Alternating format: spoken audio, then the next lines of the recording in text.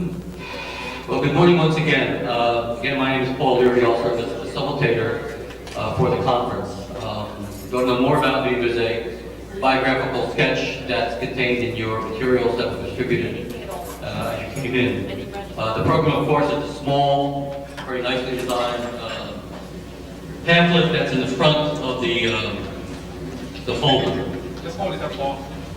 Yeah, this one here, just in case you're a little confused. Although we do, of course, have a formal program and an agenda, I think it's important that we emphasize informal interaction, discussion, and intervention, so that as facilitator, I try to ensure that all of the valuable resource people that we have here today have an opportunity to fully participate, and we're not going to be held prisoner by the program, but feel as if we can be flexible enough that if important points are developed, we can move with those points. I'd like to kick off the program by saying that we're very grateful to the University of Virgin Islands for those of you who have come from off-island and from non-UVI institutions here on the island, and if you're interested in helping us to develop this very important project. I think that it really is going to be UVI's project for the 21st century, and it's very appropriate that the first speaker on the program is a man who has really taken the lead at the university in bringing us into the computer era, the high technology era, and a person who's very concerned about making the university, making the Virgin Islands a leader in the trend toward globalization and high technology that is sweeping the world today. Dr. Ken needs no introduction for those of us who are from the Virgin Islands. Those of you who are not here, there is a biographical sketch in your materials about his background. I will say that Dr. Ken is one of the most intellectually stimulating persons I've ever met, somebody who's always full of ideas and imagination and concepts. So with that brief introduction, I'd like to ask the President of the University, Dr. Orville Ken, to come to the podium and give some welcoming remarks and introduce our delegate to Congress. Dr. Ken.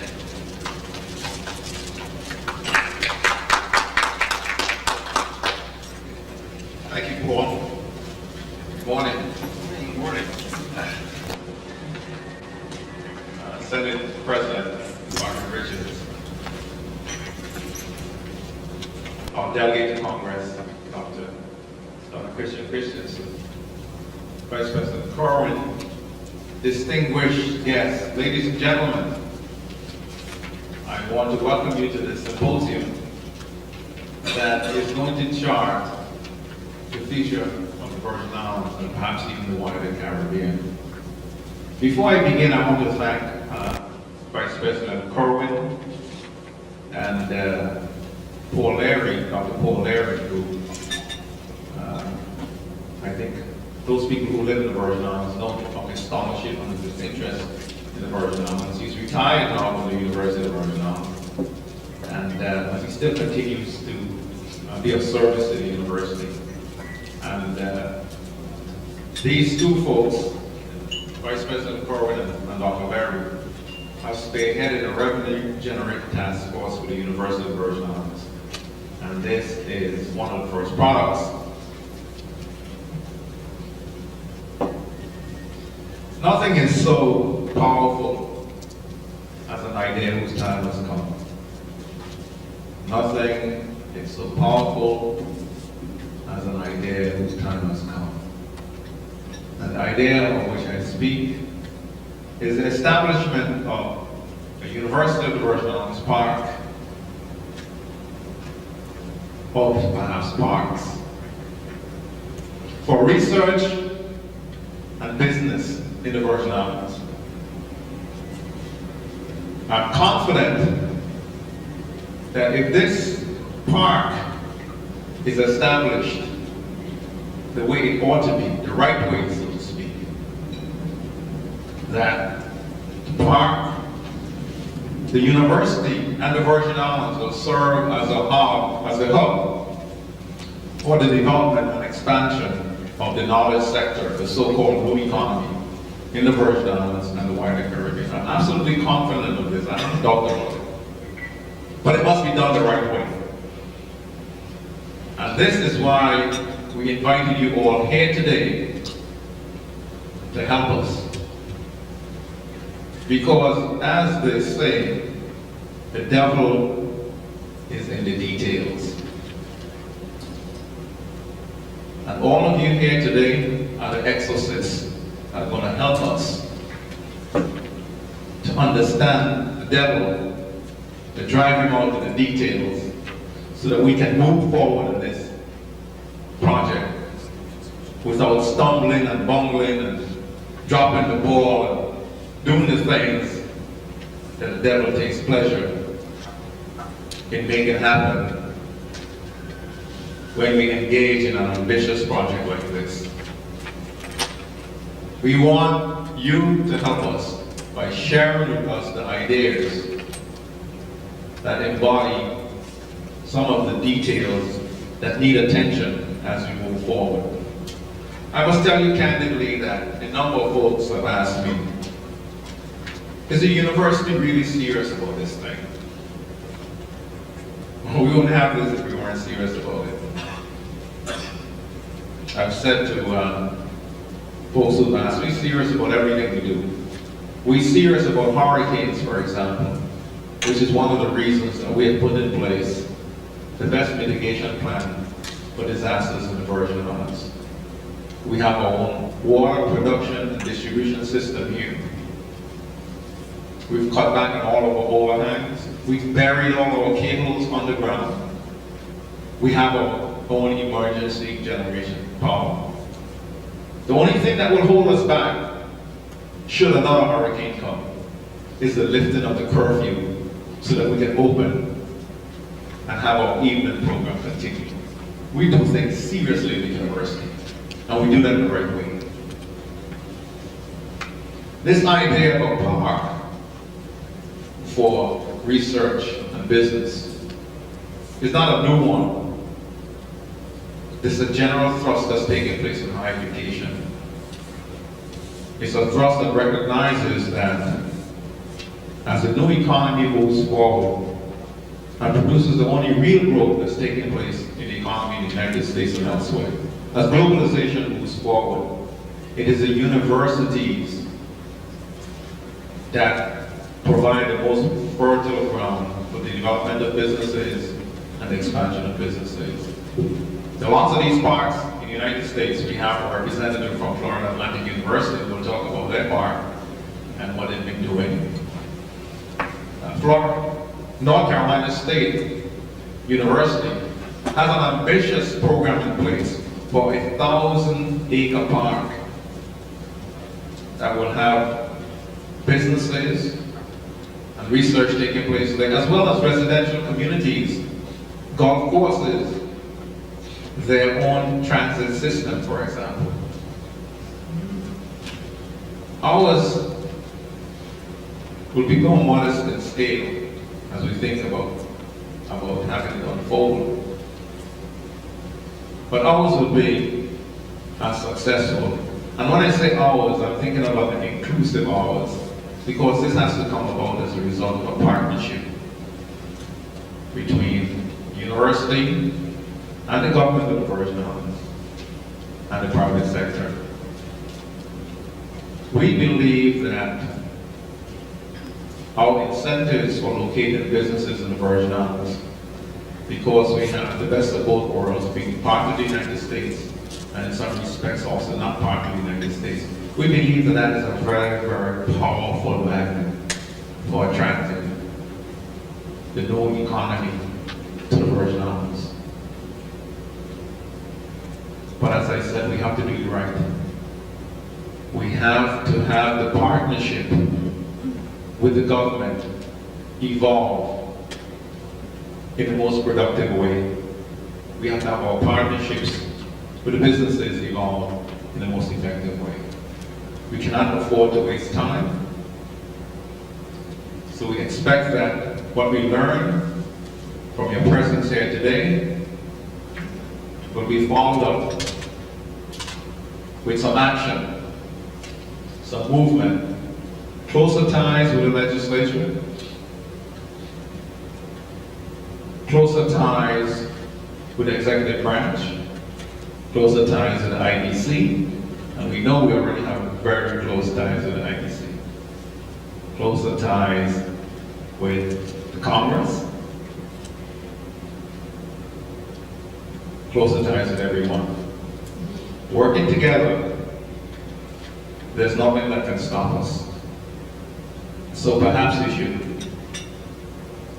make a special note in some calendar of yours, so that looking backwards in the future, you can say, I was there when the rejuvenation of the Virgin Islands economy began in the year 2000.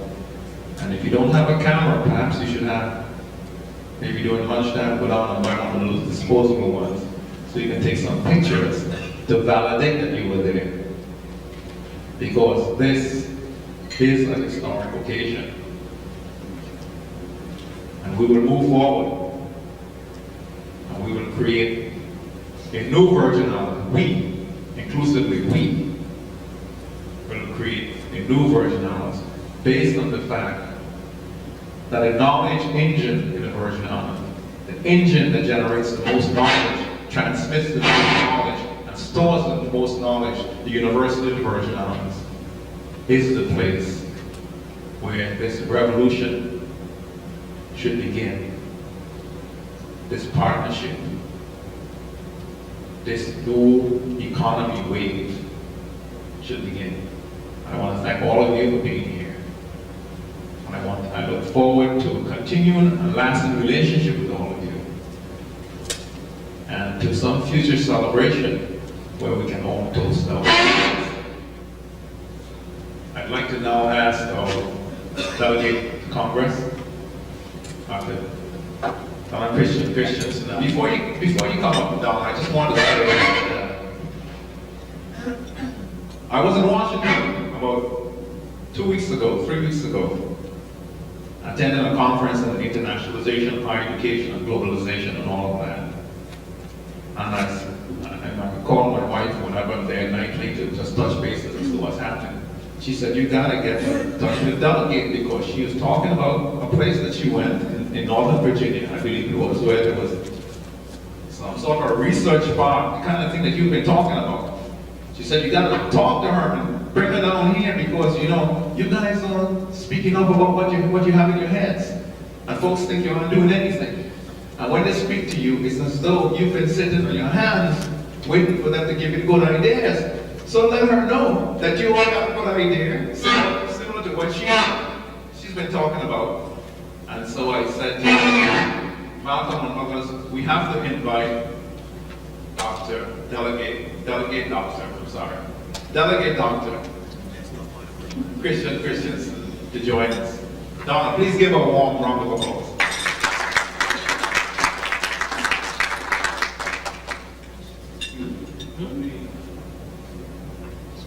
Thank you, Dr. Carroll.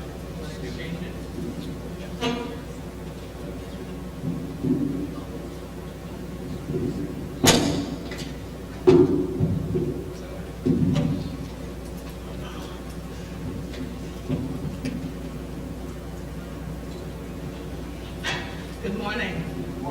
Thank you, Dr. Ken. That introduction sounded just like Julie. I'm sure that was almost a word for word relation of what happened that evening. Dr. Leary, Vice President Curling, Senate President Richards, Director of our IDC, Mr. Gerard, representatives from the industry and friends. It's really a pleasure for me to be able to stop by this morning on my way back to Washington. But I'm even more pleased that an idea that we began to talk about in our office after our trip to Silicon Valley East was something that had already begun to take hold at our university. This week we're going to hear a lot about the Economic Development Plan. I believe it's on the schedule for our legislature beginning this morning. And I took the opportunity to quickly look through the plan that was delivered to me on Thursday to see if the university was included as an entity. And I didn't see a particular section on the university.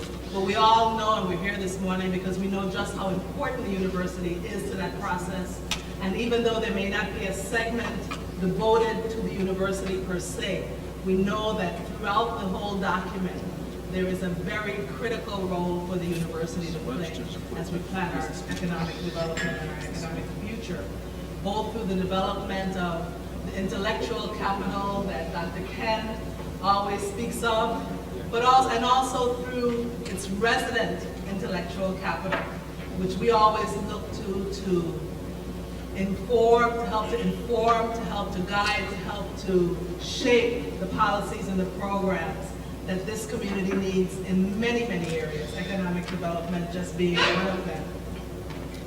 And so I want to take this opportunity as I say good morning to you to commend and applaud Dr. Ken and the university administration for taking this important step, for taking what has been we've been talking about, taking the talk about bringing technology to the Virgin Islands.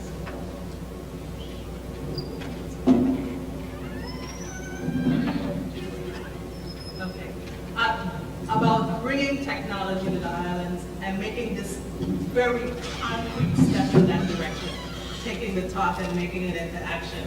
As Dr. Ken said, I had a very interesting trip shortly before coming home from recess. The Congressional Black Caucus has made the digital divide a major issue for us. We have had breakfast with representatives of the industry.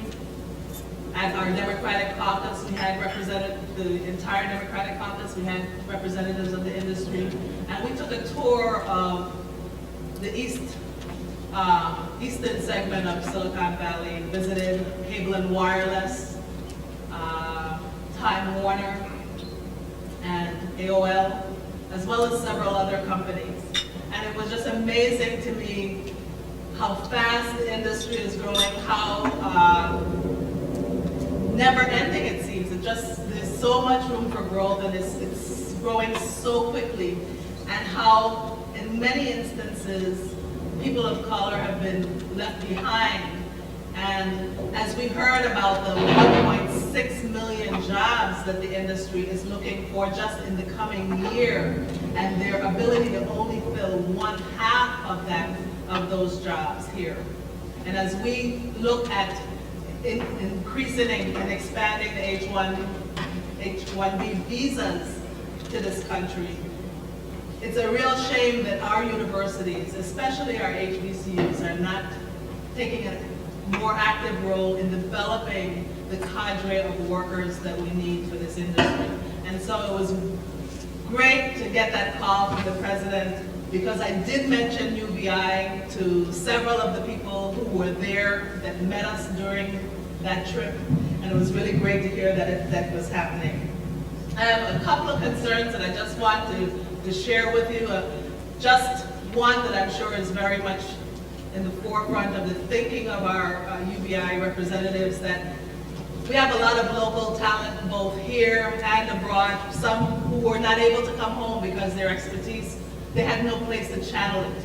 And so I would ask that you really reach out into the community and to our community here and abroad to bring back, because economic development, sustainable economic development means developing the strength from within. We need help from our partners on the mainland, those who have been there before us, but we really need to build a strong cadre of workers and entrepreneurs here in the territory. And the other area, and I don't see them represented today, is our Department of Education. We will not be able to do this successfully without making them an integral part of this. Our children need to come out of school not only computer literate, but well-rounded, thinking, reasoning individuals.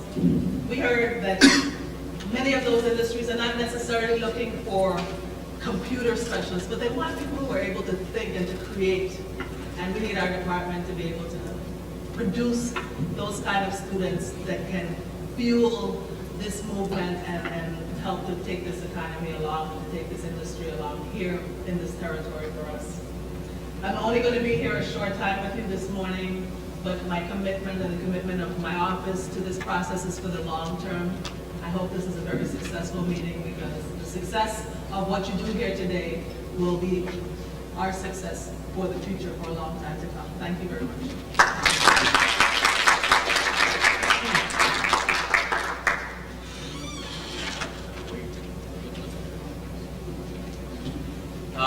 As you can see, we're having technological difficulties, which may be appropriate for a company this size. It doesn't always work the way it should, but I'll try to project as much as I can to overcome the problem. I'm very happy to introduce our next speaker, who represents our legislative branch, and I welcome him here. This is the Senate President of the Legislature of the Virgin Islands, the Honorable Margaret Richards, and I'd like to ask him to make some welcoming remarks as well. Senate President Richards.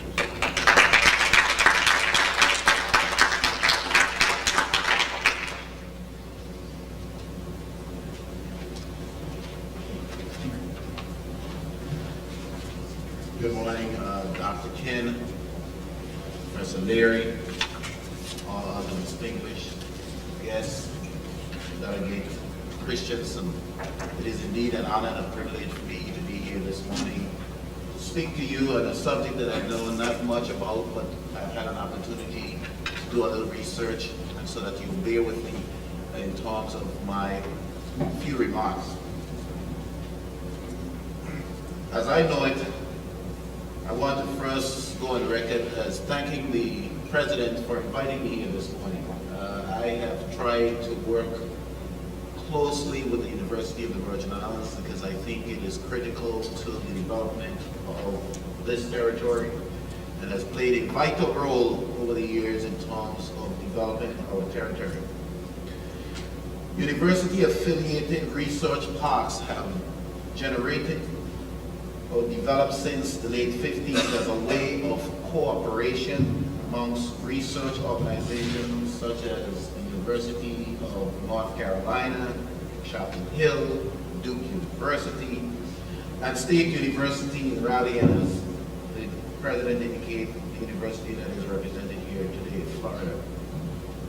Since then, many such parks have developed nationwide at universities such as Northwestern, Ohio State, and others. So the concept of a research park, as I understand it, for UVI, based on the experience and knowledge of other universities who have improved their competitive positions, is timely for the Virgin Islands. While it is not a new concept, it is perhaps what is especially needed at this juncture of our economic and social development. Given the current climate of our fiscal hardship and uncertainty here in the territory, the concept of positioning UVI as an active player in the commercialization of new technologies through cooperation between the public and private sector is indeed one viable way to foster and enhance economic development in the territory. UVI's Research Park as a business incubator will help to build better relations, and not only amongst local entities but nationwide. I believe it will provide a clear vision for the ongoing creation and development of technology-based companies who can in turn be catalysts for accelerating the successful transfer of technology from the University Research Park to our local marketplace and regionally. It can provide vital infrastructure research and training to create a knowledge and technology transfer mechanism that addresses problems in many segments of our territory systems to place us in an advantageous position for the 21st century. Furthermore, it can actually provide a unique, innovative approach to changing the way we think and learn, both in the marketplace and in the classroom, as well as the workplace. The possibilities are exciting and endless. I see it as a creative means to being of service to this community and beyond, a highly beneficial instrument in the future development of this territory. The acquisition of tenants and partners will indeed underscore underscore and display the commitment of these individuals and companies to setting and accomplishing dynamic community-based priorities for the greater good of the territory and the region. We must, however, choose selectively who become partners in our future development. It is my hope that the development of the park will build bridges between businesses, the community, and employment through businesses recruitment, international trade, small business assistance and financial incentives. Provide for housing and business reemployment, energy and community assistance. And in the labor and employment area or arena, provide workforce development, training, and improvement programs, to name a few. We have seen already where national and international companies are attracting and seeking partnership with the Virgin Islands. There already exists access and linkages to the internet, distance learning, off-track betting, underground utilization of communication cables, which one of our presenters here today already have proven to be a successful partner, Global Crossing. Further, we will perhaps witness restructuring of energy and waste infrastructures, business outsourcing, etc. A research park will be able to enhance these linkages and at the same time generate a comprehensive approach to new avenues. What is needed is to incubate partners who are committed to setting highly efficient and progressive standards that will ensure economic success for the territory that, as I said before, will be far-reaching and sound. I am indeed excited to be a part of this project, and I look forward to the development of the research park, and I look forward, through the support of the legislature, to being a part of this wonderful project. Again, I commend the initiative of the University of the Virgin Islands.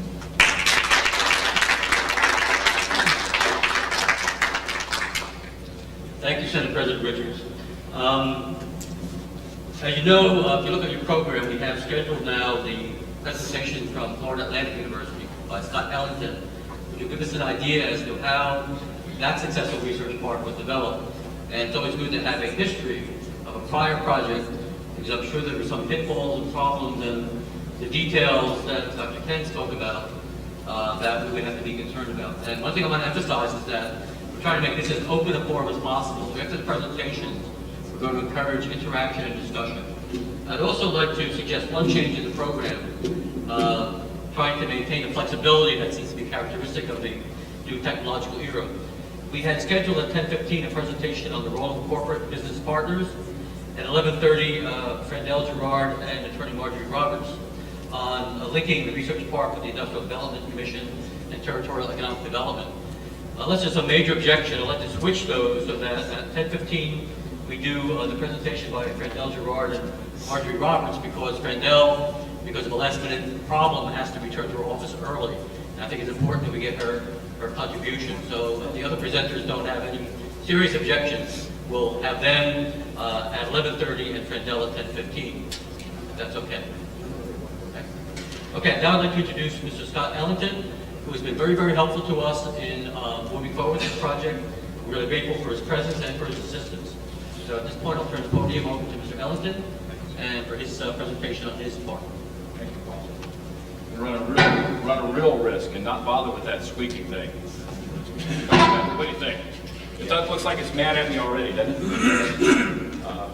What I'm going to take just a moment to do is sort of give you the Chamber of Commerce Rotary Club presentation. The devil is in the details.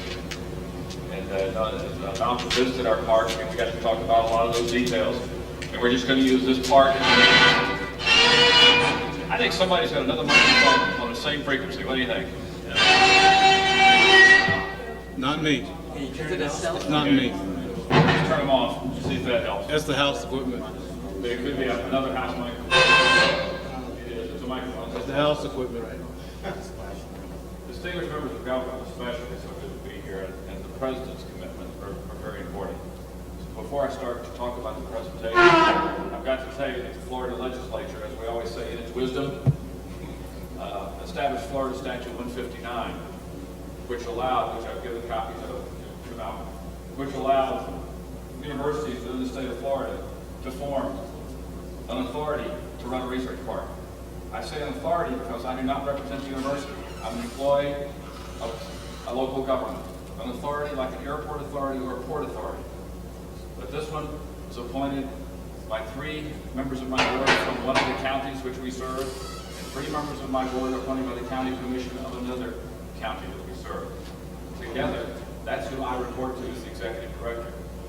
But if you look at our mission statement, a copy of our homepage is in your handout, and there's much more coming, probably more than you really want from me as the presentations unfold. But without Florida Statute 159 enabling the authority to be formed, obviously we would not be here today. I'm a member also, hopefully I bring to you, of the National Association of University Research Parks. Research by your leader of the local government has said there's a ton of work already done out there. There are 140 university-related research parks. Those of you who really need to know as fast as you can what's going on, book your calendars right now for Boulder, Colorado, June 7, 8, 9, and 10. That is the meeting of the Association of University-Related Research Parks. I came out of 30 years with IBM. I didn't know universities, except that I was a state manager for Florida for education with IBM. So all I knew is that they had trouble paying on time and were very slow to move. And I said, why would I want to go to work for one to do that if I know it's very slow to pay, very slow to move? And the answer was there was a president who was committed to making change. And the Florida legislature had given us the instrument to do it. And those were the keys that came together. But the Association of University Research Parks will show you all types of models. And I'm going to show you the model of Florida Atlantic that did work. Will it work exactly here as a cookie cutter? Obviously not. But it will certainly give us a point of departure. It's a small park, about 56 acres. We'll take a look at it literally from the Chamber of Commerce presentation point of view, because the park itself is something that's been in existence since 1985. In 1985, the university set aside 56 acres on the northern end of their campus. This university is located on a closed World War II Army air base. So needless to say, land is not a problem. Although in South Florida, land is a problem, the acreage is involved in a former Army Air Force training base, which trained B-17 and B-29 bombers to use radar. We had little room to grow. So the 56 acres on the north end of campus was a relatively easy thing at the time for the president to say, yeah, that will be research park. Now, because of set-asides for drainage, because we also experience those little funny things called hurricanes that everybody has so much fun with, we have 27 acres to build on. The rest has to be holding area for hurricane drainage. So of the 56, we were only able to build on 27, but we're inland, we're not right on the shore. We're a mile and a half inland, so to be able to do that is something else. That's an overview of the park as it exists today.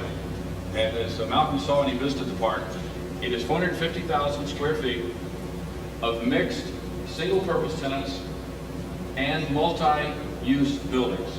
And I want to underscore both of those because there's a story to be told from the single-purpose tenant growth that we started with in 1985, where we basically, and I will use my sister organizations in Florida, Florida State and the University of Florida, started the same way. If you as a large company want to come in and build a building, we will lease you that land. You go out and get a builder, build the building, we'll associate with university research, but it is between you and your builder and your financing person to figure out all that stuff. I'm not in the real estate business except for the dirt. All right? What happened though, if I could contrast this park, which is full, to Florida State and the University of Florida, which is less than half full, is that the university maintained total control at Florida State and the University of Florida of the land as opposed to giving it to the authority. And what happened is the university looked out there at that land as they grew and said, you know, there's room over there for the College of Education. And they built it in the University Research Park. And the legislature downtown said, you know, the agency that issues licenses for barbers and hairdressers and real estate agents, we need a new building. So through the politics, because the authority didn't hold the land, the university did, guess what? The center for issuing those licenses is now in the University Research Park.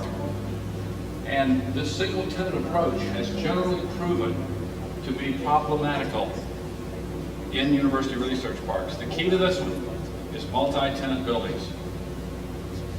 Multi-tenant buildings in which you build a building that can quickly be reconfigured with inside walls and we have a minimum of 3,200 square feet per tenant.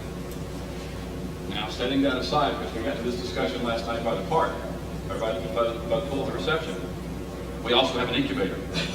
But what do you know about a 3,200 square foot tenant as a minimum? Relatively well financed. Probably at least 10 to 15 employees.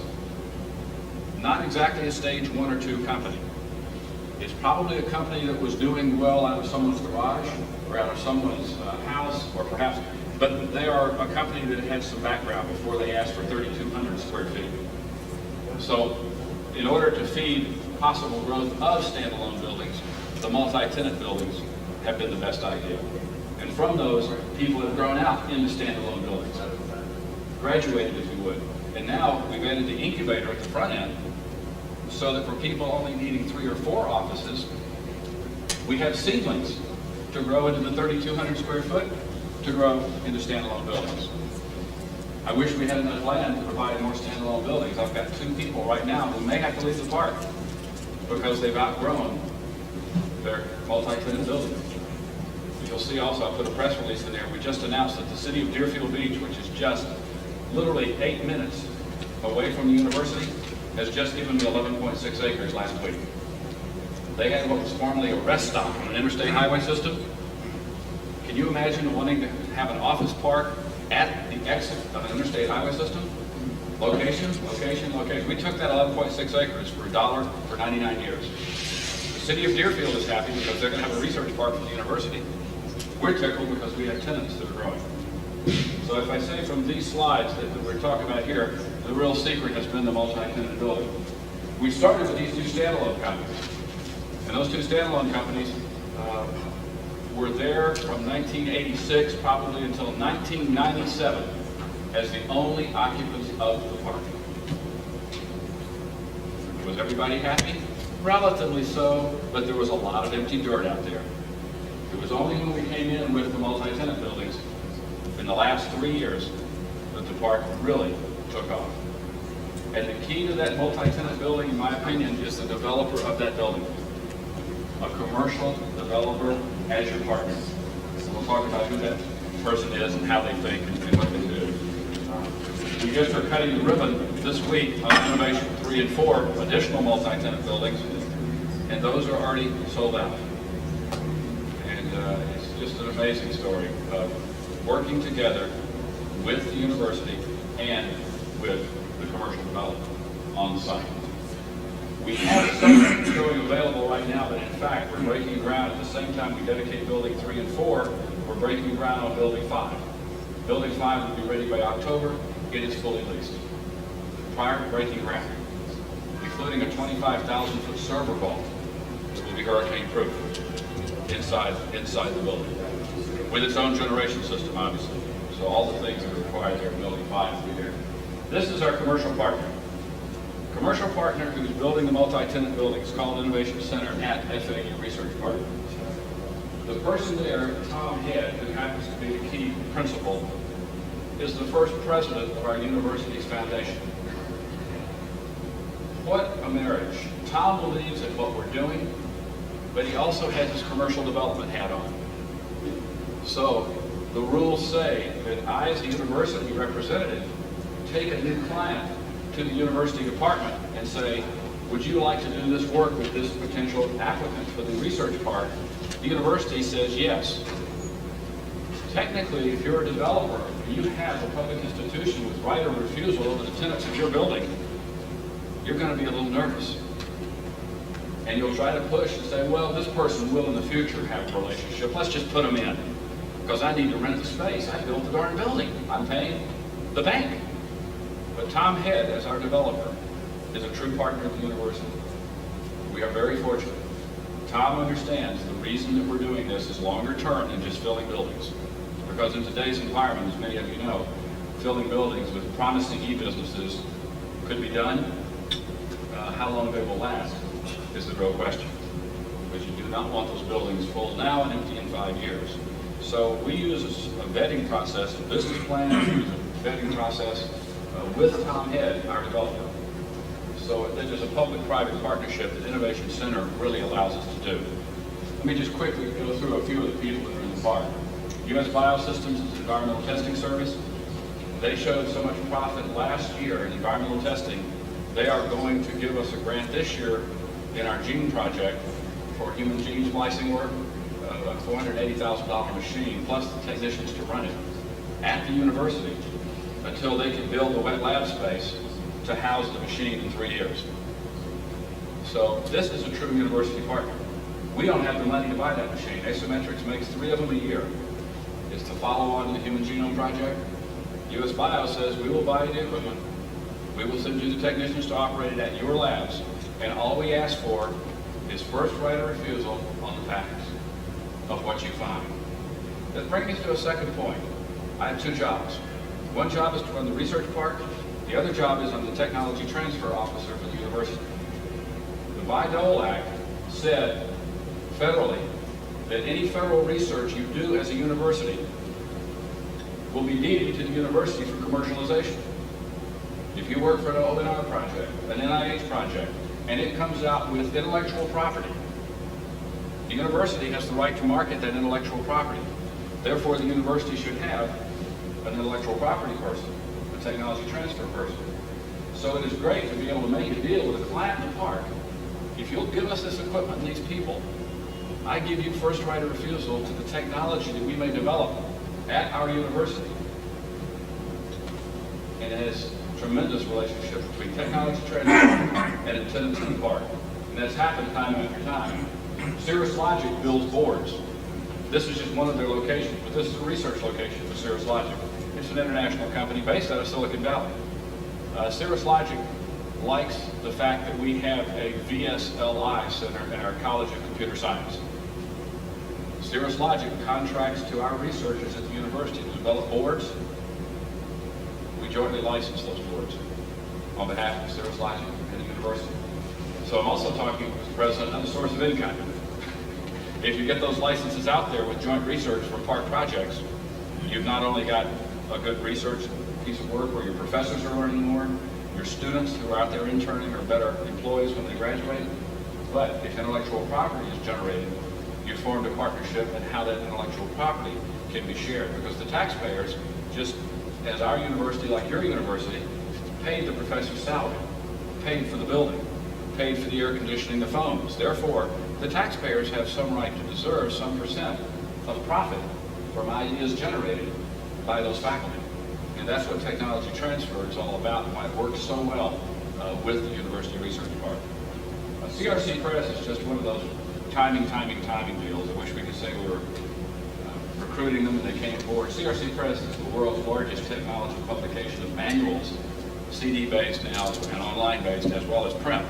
They wanted the people at the university to help them edit their manuals.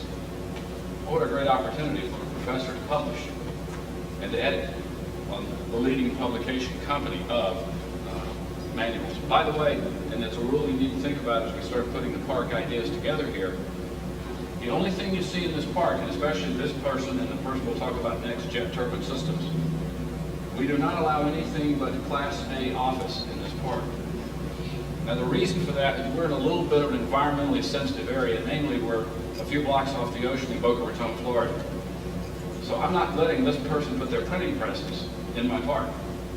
Well, first of all, I'm charging $18 a square foot for the building, so they'd rather put their printing presses at $6 a square foot further west. But second of all, that is not how we're zoned. The unique thing I'll say at this point in time about the authority, we set our own zoning laws. Somebody said the other day, I'm in charge of snow removal. Yes, I'm in charge of snow removal. We haven't had a problem yet. We buy police from the university through an interlocal agreement. We buy fire from the city of Boca Raton on an interlocal agreement. I allow the city of Boca Raton to inspect my building, so I don't have to have a building inspector. But I issue the certificate of occupancy based on the city of Boca Raton's inspection. And it just so happens, out of courtesy, we pointed in our zoning laws, so I wouldn't have to write them. City of Boca Raton, what's your Class A office zoning law look like? Fine, that's mine. Now, I have the right to change it if I need to in the future, but I'm not going to be a bad neighbor by bringing in printing presses, or these fine folks, Jet Turbine Systems, we'll get within a minute, DRG makes no noise at all. With Jet Turbine Systems, we bring in a jet turbine for test stand work. You know, we've got a mayor in Boca Raton right now who wants to outlaw cell phones. She loves technology. So I'm not about to start a jet engine in her backyard. But DRG will quickly talk about, they are the distributor for the AS400 for IBM for South Florida, and now for all of Florida. And so they are using a lot of our marketing people from the College of Business, and a lot of people in the advertising programs to work on marketing programs for DRG. Remember, research is not all test tubes and mechanical bending of metal. We have people in this park, especially in building 3 and 4, who are not in this presentation yet, who are working with the College of Accounting. We have people working with statistics, and that is research as well. It doesn't always have to end up with literally, bending of metal, pouring of chemicals, and splicing of genes. Research is still research. Making our professors better by putting them in the park is still working just fine as a marketing professor, an accounting professor, an accounting student, or a marketing student. EMI research is one of those rare places where it was right for the university, in my opinion, to get involved in the park. We had a small company located in our town, Boca Raton, and about the time the park opened, had to leave town. You see, they figured out in order to build a personal computer, IBM did not want to ship in to Boca Raton, Florida, chips from Austin, Texas, frames from Chicago to build a machine, hard drives from Phoenix, Arizona, into South Florida, and then try to ship out a machine that had a 7% profit margin. Now, you could do that if you were building mainframes, which is what Boca was built to do for IBM. Mainframe profitability is still in the 45% range, 1% of markup. But a PC, not quite. So they went to Austin, Texas. They pulled out 11,000 employees out of Boca Raton. And everybody in Boca Raton said, that's it, that's the end, it's over. But it turns out we've been able to use an awful lot of their space, which is now all full, just across the street from our research park. And one of the things I wish we had been able to do is to buy their space from them before they left, but that's over the hill. The point is that people like EMI Research profited. When IBM left, they had a chamber inside their big building that in order to put something in your hand, like a cell phone or a CRT in front of you at your workstation, it has to meet certain emission standards. That is electronic emission. You notice on the airplane, they ask you to turn off certain devices. Well, that's an electronics emission statement, right? IBM gave us at the university the electronic emission testing. We took some money from the research park's income, because that's a great question. What do you do if you do make money as a not-for-profit? The not-for-profit money we make, in this case it took $340,000 to take this machine from IBM, which is about half the size of this room, build a building for it in the research park, and give it to the College of Engineering for further research. That's the only department at the university that is operating in the research park. But the point is, the money I make, it was the president's decision that that was a good investment for the university. My money that I put in the bank as a not-for-profit is for the research building at Florida Atlantic University. That is its only purpose. Any money we make on land, any money we make on inventions, is at the discretion of the president as to what is going to be the best thing for research. At Florida State, they just decided to take a tremendous amount of money. They're making this little chemical called Taxol, anti-cancer drug. Florida State made $23 million in royalty revenue last year off of Taxol, the largest of any university in the U.S. They have decided to give signing bonuses for research professors of $40,000 to move to work for Florida State. The money money made from intellectual property in the university. So when we built this was the president's decision. That's how I want to spend research park income. We want to have that chamber to teach our electronic engineers how to use these kind of devices. And by the way, we make money because we lease it out to Motorola, Siemens, and other people who have to test their devices for a fee in order to get their devices to market. Let me go back now, and I just tied something in that was very subtle.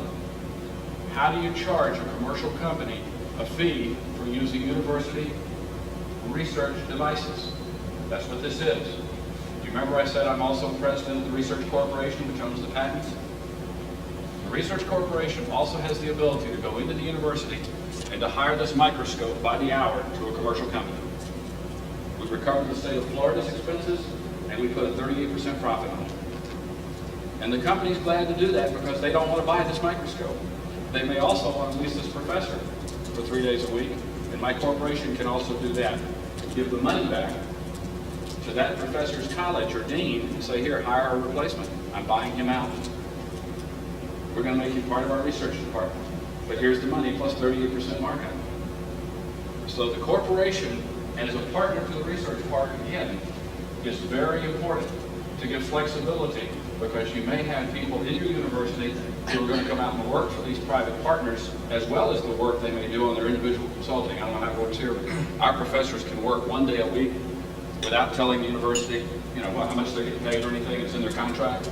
But if you get me on 1 day a week, then you need to come through me, the corporation, and I hire you back from FAU out to Motorola.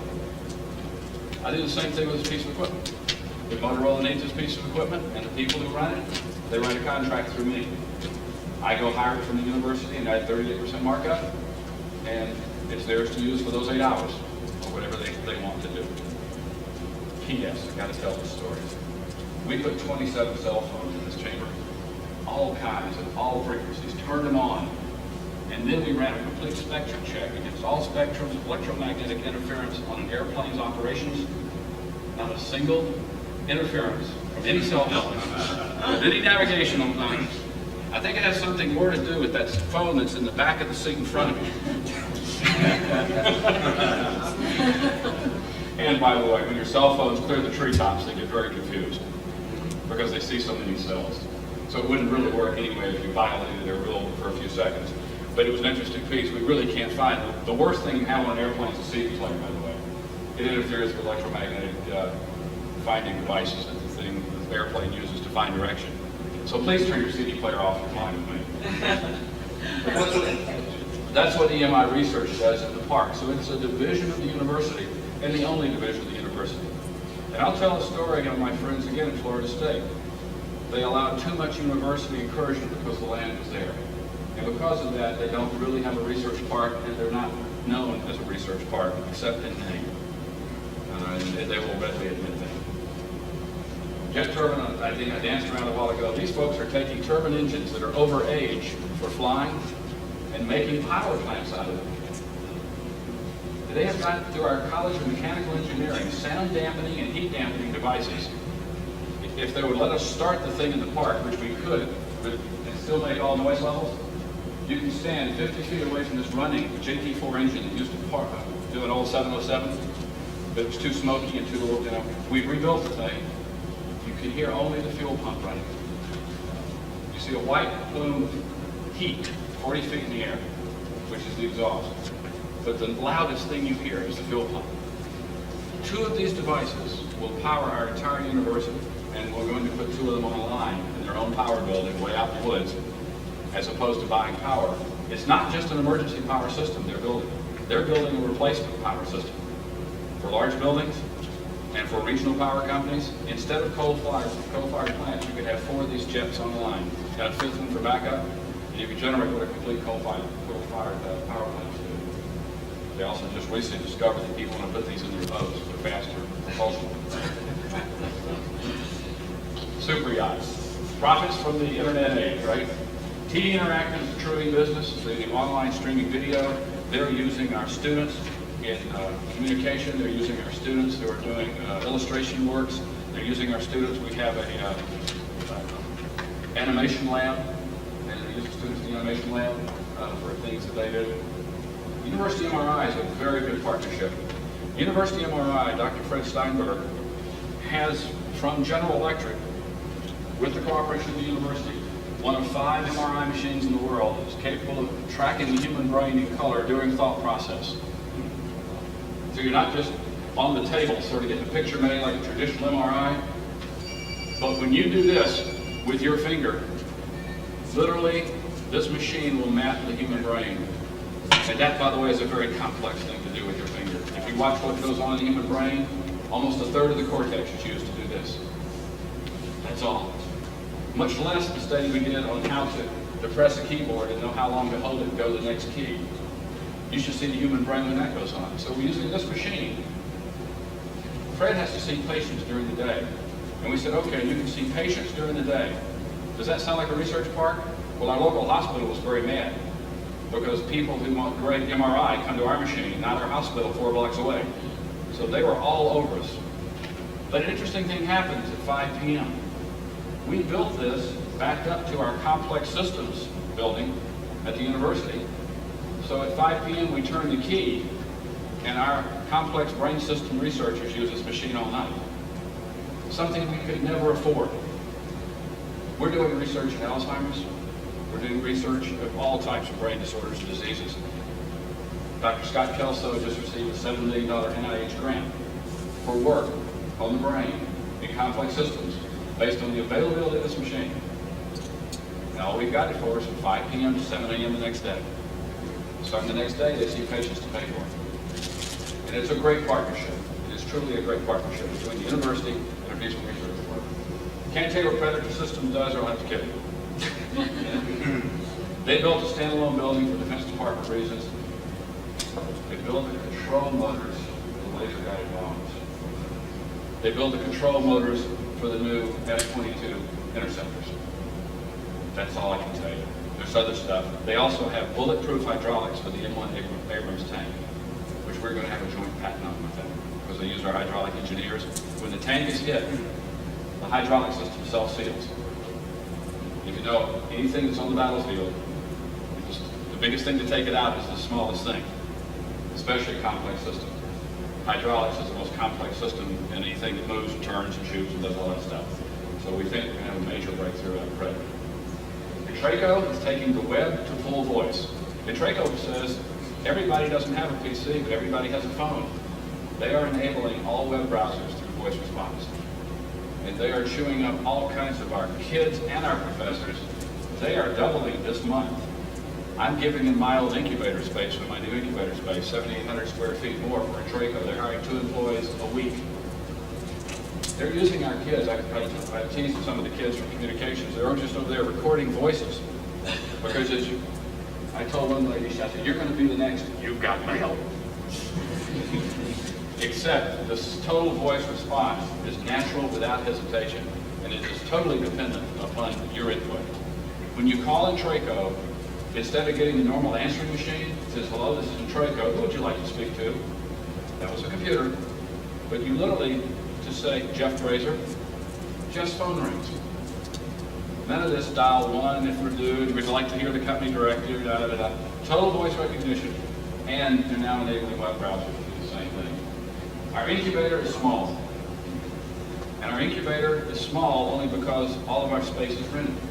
And if I go in there with reduced space rent, I'm costing myself money. And an incubator, by definition, so that we can bring people in who don't have cash that they want to put into rent. They'd rather put their cash into making their product, or they'd rather put their cash into people. We say, fine, month-to-month rent. I don't want your first and your last. No, you don't have to hawk your car, your house, and give me all your credit cards. All I want to look at is your business plan. So this incubator for e-businesses, I was telling the president last night, we do not take e-businesses whose sole purpose is to be acquired. We do not take e-businesses who say we're going to show a loss for 3 years. Our burn rate is greater than our cash source, and we're still full. But those types are the bubble that is now popping, in my opinion. Those folks who are out over there with a cash burn greater than any revenue promise, except 10 years out, I can't afford those in a university research park. I'm dealing with the taxpayer space here. And I'm not taking anybody who says our entire goal is to be acquired. Because the chances of that happening are probably less than 50%. I want a business plan that says I plan to be number 1 in this industry or number 10 or whatever the point is. If we get acquired, that's a bonus. We do not take equity at this point in time as the university. We take cash only for this rent. There are patterns we can talk about where other universities in their incubator take equity as well as rent. But you got to remember, I do not report to the university. That's a two-edged sword. I have the agility of a commercial developer, but I also have to make my payments on the mortgage. I can't make payments with equity. So that's a two-edged sword. By being more commercial than the other parts, I think I have more flexibility. I know I'm more attractive. But I can only take cash because I got to pay my bills every month. I got to pay for that copy or that conference room, that air conditioner. The university's not going to pay for that. I was at the University of Wisconsin. They just put 170,000 square, UAB Birmingham, I'm sorry. UAB Birmingham just put 170,000 square foot incubator in. You know what their payback is, their business plan? 12 years. That is wonderful. If you have the type of pockets that UAB Birmingham evidently has, because it's all biomedical. High payback stuff, but takes a long time to get to market. 3 years with the FDA, you know, those kind of problems.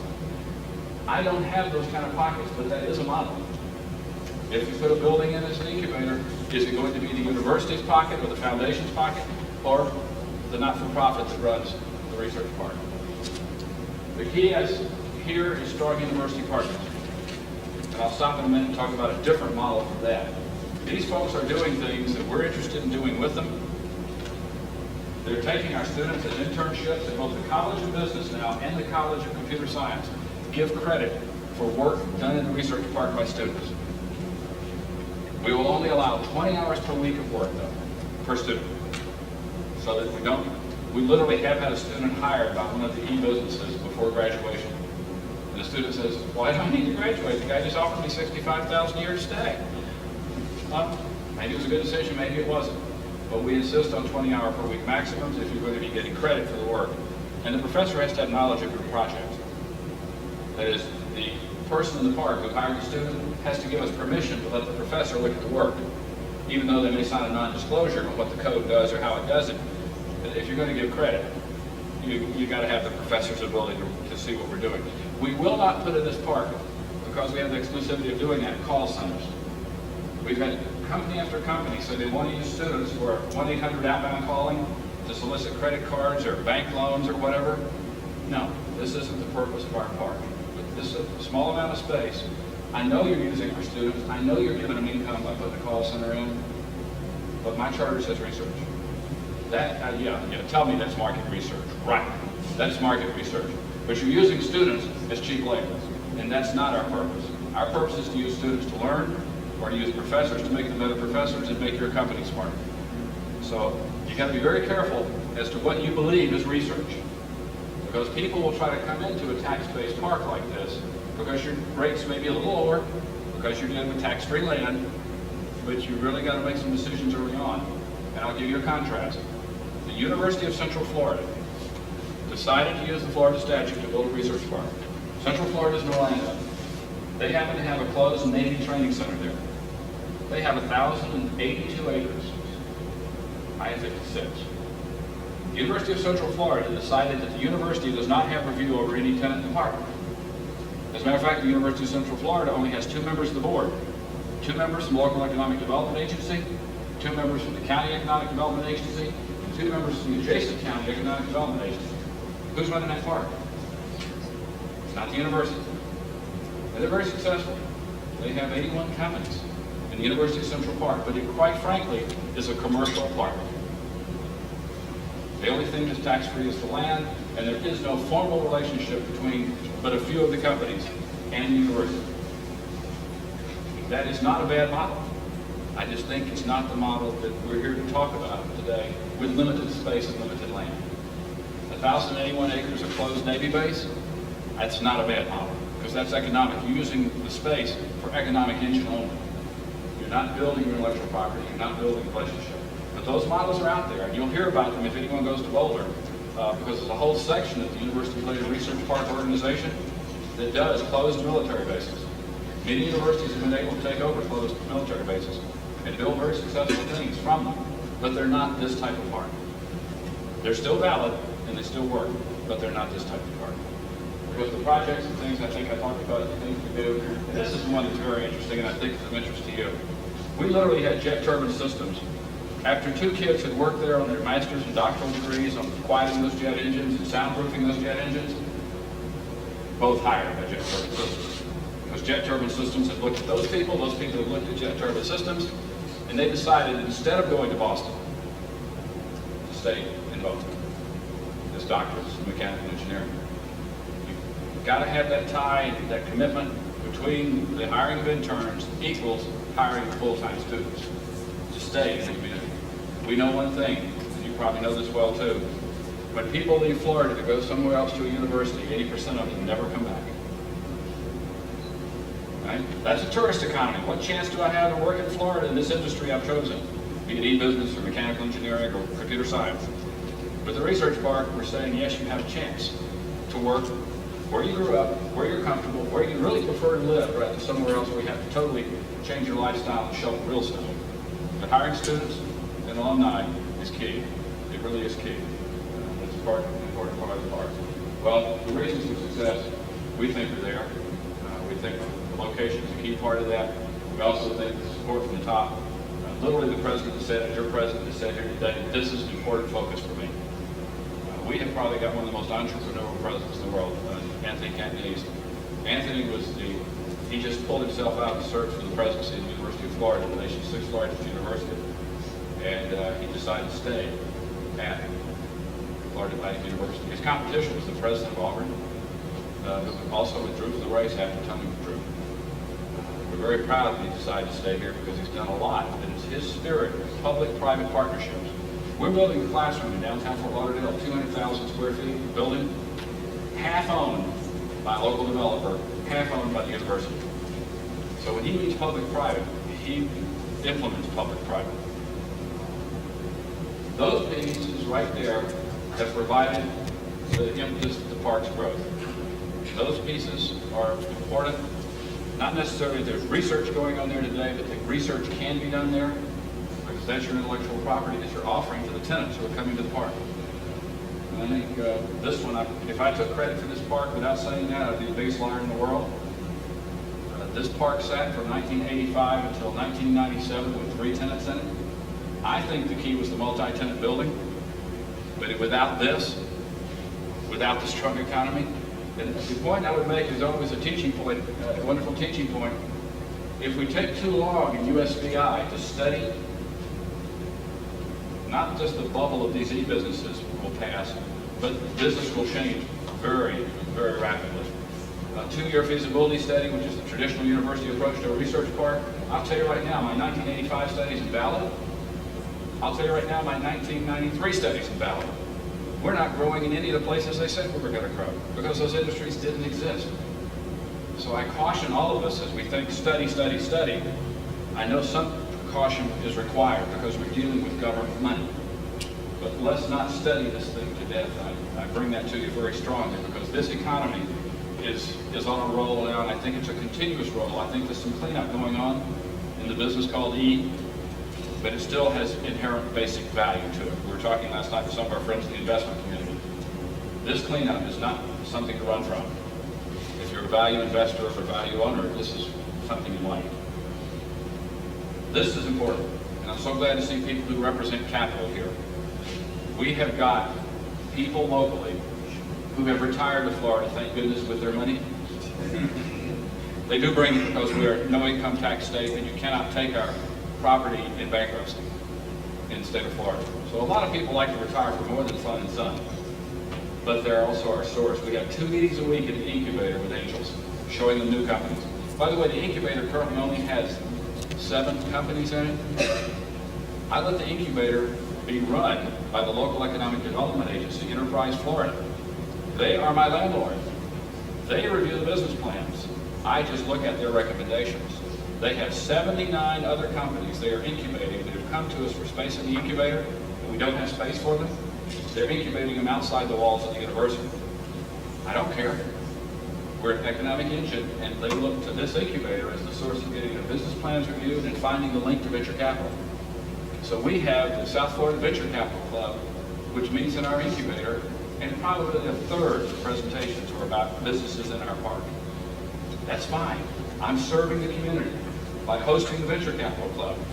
And as I double the space of my incubator, I'm going to be able to take more of those businesses into my space. But the point is, I've become known as the place where venture meets opportunity. And the university just put in place the donation of a donor in the College of Business, a business program for entrepreneurial management.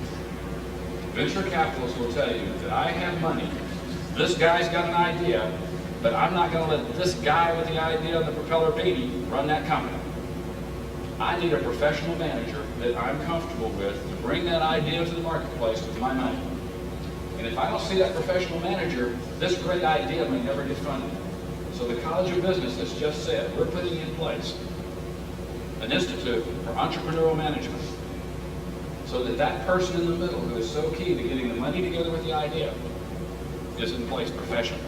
And that makes the money managers happy, and it makes them more successful. It makes the ideas more successful. And you can look in the AURRP, Associated University Related Research Parks, and see that the average job in a research park is higher than the average one around the economy. I think your research, you've already seen a great deal of that. The turnover is less generally in a research park associated with the university. There's all kinds of great economic reasons. But I think one of the biggest things we do here is to link capital with the ideas, and now we're going to be able to provide the management for it. The things that we do for these folks on the park are just traditional things that I think you'd want to do if you are a business park.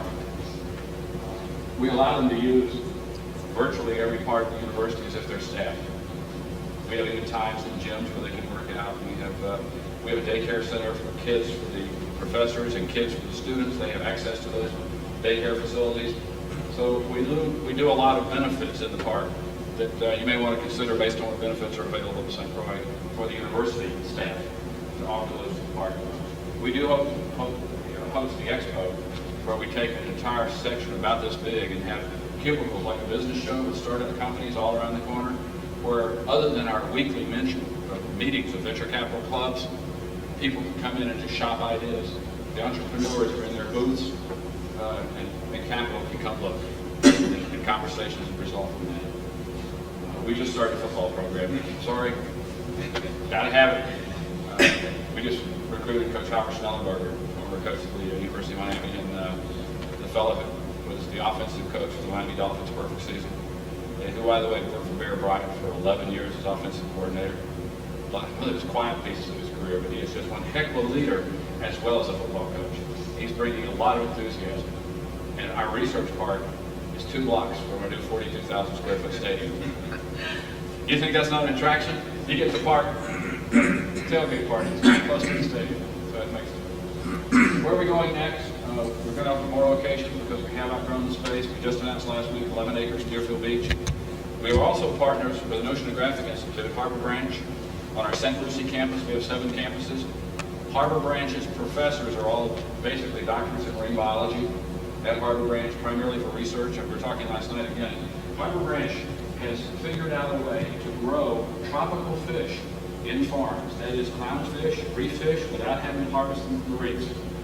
They will bring people in, teach them how to do that in a very short continuing ed course for $800, and tell you how to purchase the tanks, the feeds, the filters. If you can get the capital to put that together, they'll set you up in half an acre with the ability to grow shrimp, the ability to grow clams, the ability to grow catfish, 2 other types of fish, and the ability to grow ray fish. So we're opening a $10 million building. The university is, not research park, at Harbor Branch for biology and marine research. And we're hiring their entire staff as our professors. I've been instructed by the president to put a research park up there. We're gonna. I don't know how we're gonna do it yet. I'm talking to the Port Authority, because one thing I face in the States, when I take over land as the authority, it comes out of the tax base. I'm not taxable, just like a city's not taxable. So many cities, when they see me coming, yeah, we'd like to have your park, but I don't want you to take that piece of property. It's in the tax base.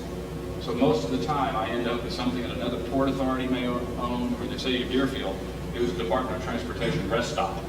So it was already out of the tax base, so that helps. We are going to do more locations. We're going to change the incubator space by doubling it. And we're going to put in the server vault in that double space. And we're going to continue to grow cautiously out of that incubator. As I said, I kind of gave you the rules to the incubator. We're not taking high flyers with very low probabilities. We're using our Enterprise Development Corporation, part of Enterprise Florida, to vet those companies for financial plans, marketing plans, and of course they can involve the university to help them improve if they need some. I think I've already covered about the other 2 words, Research Corporation, which I think is so critical. I can fast track business projects at the university through the corporation. which without the corporation, the university would have no access to university equipment, university people. We license the technologies out, and we invest in some research city projects in the corporation. I don't invest a lot of money, and there I can take some equity for the corporation. If I license you my HD TV camera, which we just developed for the Seawolf Submarine Program, and now we're licensing it to CBS and NBC, I can take the money to CBS and NBC, or I can take equity from the corporation, but I don't take equity in the research department, rent. But I can take some equity in the research corporation, because there I don't have any overhead. I have my intellectual property that's already been developed with existing research money. So here, we can do some other things. That's who we are, and I think it's very convenient organizationally that I have both the corporation and the park. And it didn't happen by accident, because they are two pieces of the same. That's a drink from the fire hose. Any questions that I can help you with? It is only one model, but it is a smaller research park from a not huge university. We are Florida's fastest growing university. We're proud of that. And we're also glad that we get to keep the president. The University of Florida guys did steal him away. Any questions I can help with? Yes. Several. How do you market the park? Do you, within these tenants, did you go target them, bring them in, do they come to you? What's The great news about, so this is the mechanism, good news, bad news on having a commercial developer owning the buildings. I lease the land to the commercial developer who builds the building. Guess who that commercial developer goes out and hires? Collier Real Estate brokers. 7% commission. And because this land is so desirable, I will tell you that I've talked to the brokers from Collier. We're always the first show. If they have, and the broker, by the way, is the one that keeps trying to break this research relationship and just make it parenthetical. And I've finally trained the research, or the broker for the real estate organization. You got to do research first. That's not the last thing you discuss with a potential client for this park. Because he always talks about the cheap rent first. And because he's a real estate agent. But hey, we've got to train now, because I've said no to almost 50% of his tenants. He wanted to put a company there that ran nursing homes, because we've got a college of nursing. So wait a minute, it's the headquarters. They don't do any nursing at headquarters. Tell me what you want to do in research. So in those kind of discussions, so we use a developer because the buildings are owned by commercial developers. We own the land, we get the rent for the land, and we approve the tenants. By the way, do we make a lot of money as a university on this proposed deal? No. On that rent for that land, we're charging 8.2 cents a foot. The developer had to put about $800,000 for infrastructure, for roads and data, before they started building the park out. That's at least $800,000. We think it's closer now to 1.4 with the new buildings. And the developer is charging $18 a foot to the tenants in their buildings. And my board keeps saying, wait a minute, why are they getting $18 a foot and we're getting 8.2 cents a foot? I said, because of all the expense it took for them to get that building out. The only thing that they got was tax-free land. They have a taxable building, by the way. Palm Beach County has ruled that the buildings are taxable because they're used for commercial purposes. Just the land is free. And even at that, we're still a cheaper rent. But the point is, the developer-commercial relationship. And let me just talk about one more hat trick that I think our president very wisely did with this 56 acres. If you try to give the developer 56 acres, and even at 8.2 cents a foot, at 56 acres, do the math, it's $180,000 a year. Plus they got to be building their infrastructure, which they're not going to get their money back on for a while. Plus they're building buildings that are at risk. So here's what we told the developer at that time. I wasn't around. A very smart clause in the contract. You have to take down each year of the 56 acres, 5 acres. That is, you have to sign a lease each year for 5 additional acres until you've taken all 56. You don't have to take it all at one time, because I'm a university. I can sit on that land. I'm not paying taxes. There's no cost for me to own that land. So I'm not going to put you under as a developer by making you take all 56 acres on day one. But you have to take 5 acres a year. And your costs will roll. And that worked very well. That was a great clause, a business-like clause that a university put in the contract with the developer. We selected the developer, by the way, through an RFQ, request for qualifications. If the choose to go with developers, that's a very good process to use. And you look for what other parks have they done, what else have they done, and there's financial strength. And most important, their commitment to the university. By the way, we did not select Arvida, who bid. We did not select major national real estate companies who bid. We selected a local developer we knew who was a previous president of the foundation board. Why do we think they were most qualified? Because we put a weighting factor in there called commitment to the university. We'd have a lot more trouble, I think, if we'd taken a major national developer. Because they'd be pushing us constantly. We got empty buildings here. We got to put this client in. It doesn't matter if they're associated with the university. Come on, give me a break here. So that was real key. Do you know of any situation where the developers get tax incentives for developing an industrial? Absolutely, absolutely. There are people around the tax incentives. The city of Boca started out giving us tax incentives, and then quite frankly, they felt a lot of pressure from commercial land developers to quit doing that. They gave our first tenant $150,000 to help defray the cost of construction. That was the last cash we got because the developers around us, a lot of other commercial land developers, quite frankly, politically, we lost that incentive. Because this is still Boca Raton. The other thing we lost, we were going to build a conference center in the park. The Boca Raton Hotel and Club, the local Sheraton, the local Hilton all said, excuse me, we have plenty of conference rooms. Are you going to compete with us, tax-free organization? Oh, no, we're sorry. We didn't mean that. The Race Conference Center. Because it was a commercial, private, public conflict. So we've done some political changes. I wish I had a conference center. I could rent it out constantly. The university does not have adequate conference facilities, and the people who are trying to have a conference center, the university environment, don't always have the ability to pay Boca Raton hotel rates. So in the park in Deerfield, the 11 acres I got, I put in a small conference center. Still needed, and you can make money on it.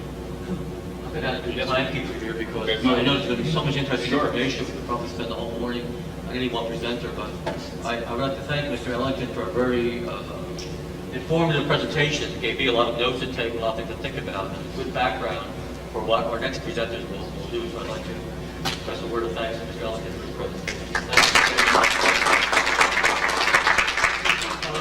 As I said, we're changing the program a bit, and we're going to move up Brandel Gerard and Marjorie Roberts' presentation because Brandel has an urgent commitment that she has to be this afternoon. So she's been a very active partner with us and a very cooperative person, and I think she's been one of the people who've seen the potential of this research park idea from the very beginning and has worked with us very closely.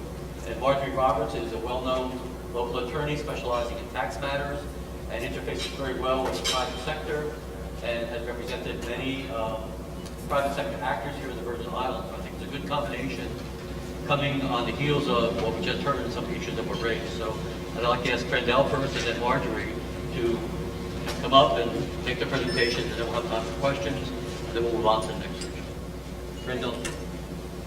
Thank you, Paul, and good morning, Dr. Ken, other dignitaries. I think they all left. Friends, Paul told me I was on the calendar, and forgot to send me a note saying what it was about, but I figured I could wait. I started with the Industrial Development Commission. I'm assuming all of you know what we do, similar to an EDA in other municipalities and states. Back in April, and I suppose one of the first meetings I had with new beneficiaries, I brought up the idea of building a smart building because, and that term was coined by Marjorie Roberts, because we have two industrial parks, one with 5 buildings and 150,000 to 200,000 square feet on St. Croix, and one building here on St. Thomas with a great view and about 30,000 square feet that's 80% vacant from the day it was built, some 5 years ago. St. Croix was running at what was on the books supposedly at 70% capacity. In fact, 50% of our tenants were not rent paying. We've now increased our capacity by converting industrial space to office space for IDC beneficiaries very successfully. and reducing our minimum requirement for number of square feet from the 20,000 down to 5,000.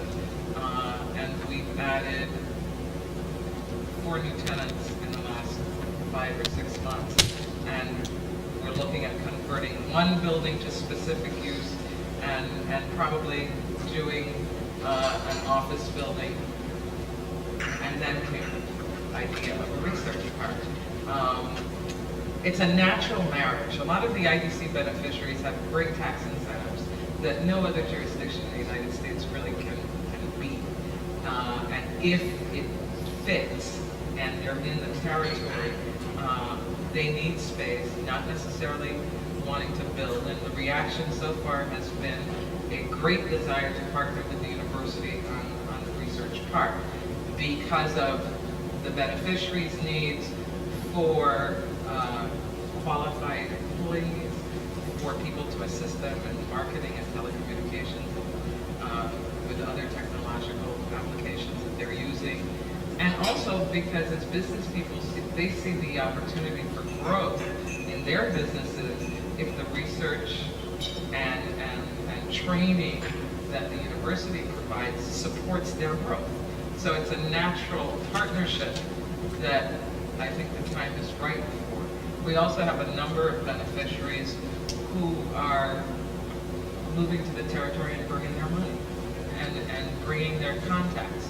And one of the things that I've discovered in working with the university on this project is the money to build is not going to be a problem.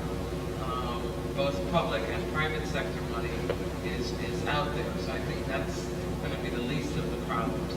It's the use, and I had solicited some assistance from a young man 8 or 9 months ago to talk about the potential economic development strategy for the VI in the technology field. And one of the things that he came up with was to develop a science city. And the other was to develop the Research and Technology Park as a high-tech center for the Virgin Islands, and to establish the encouragement of 4-year college and/or research facilities to attract technology industries such as information technology, environmental engineering, biotech, and tropical agriculture, all of which our university has the capacity to do. And I think with the incentive of introducing private partners, we'll have additional resources that the university can use. In discussing this with the university, with Dr. Ken and the Kerwin task force, my vision was that the university had to be the leader. IDC will be a partner, and I think a lot of the IDC beneficiaries will want to partner, but the university has to take ownership. I'm not sure that that's politically correct, and I don't see any government house reps here, but we need an independent repository for a lot of information. This government loses hundreds of millions of dollars worth of information every time there's a change in administration. This government loses resources, human resources, every time there's a change in administration because of the political dynamics of this, and I'm sure every other local government. And if we can depoliticize some of our efforts in economic development and allow the university to take a leadership role, we won't have $600,000 contracts going out to Beltway bandits to go take things and put them back together and call it a new economic recovery, whatever they're calling this. But you don't feel strongly about that. No. You know, when you get a 600-page document and you find all of the Bureau of Economic Research statistics, you know, all of Rick Moore's old stuff that he wrote 5 years ago, and you know, the stuff on IDC that Redfield did, and you know, it's like, what's this guy doing this? And why isn't the university a player? I mean, we could have banked the $600,000, gotten a couple of kids to merge all of these projects, and gotten the document out in a third of the time. And you know, use the money for something else. But the university has to forge that role, which I know is kind of scary in this political atmosphere, when you also have to go and ask for some of your support from the legislature. But I see an opportunity for the university to reduce its dependence on the legislature for funding and the central government by creating these types of partnerships. I don't like my picture taken. It's distracting me. The other issues that the IDC has to deal with is, and what I do with Malcolm is I say, Malcolm, here's a name and a phone number, call.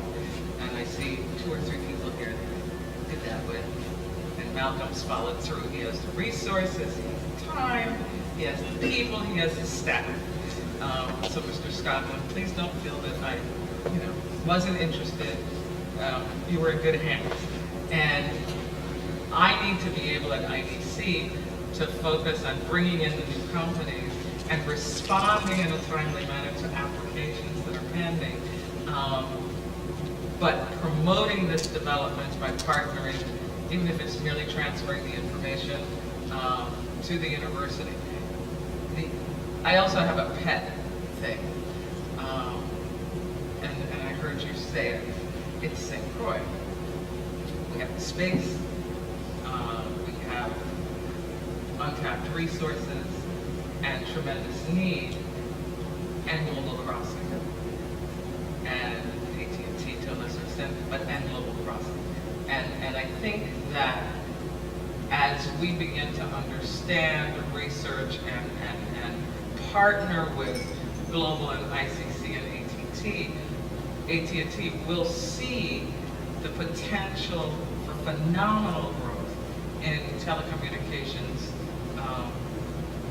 based industries, be that e-commerce or wireless or whatever. They're coming. They're knocking on the door, and we need to be able to support them.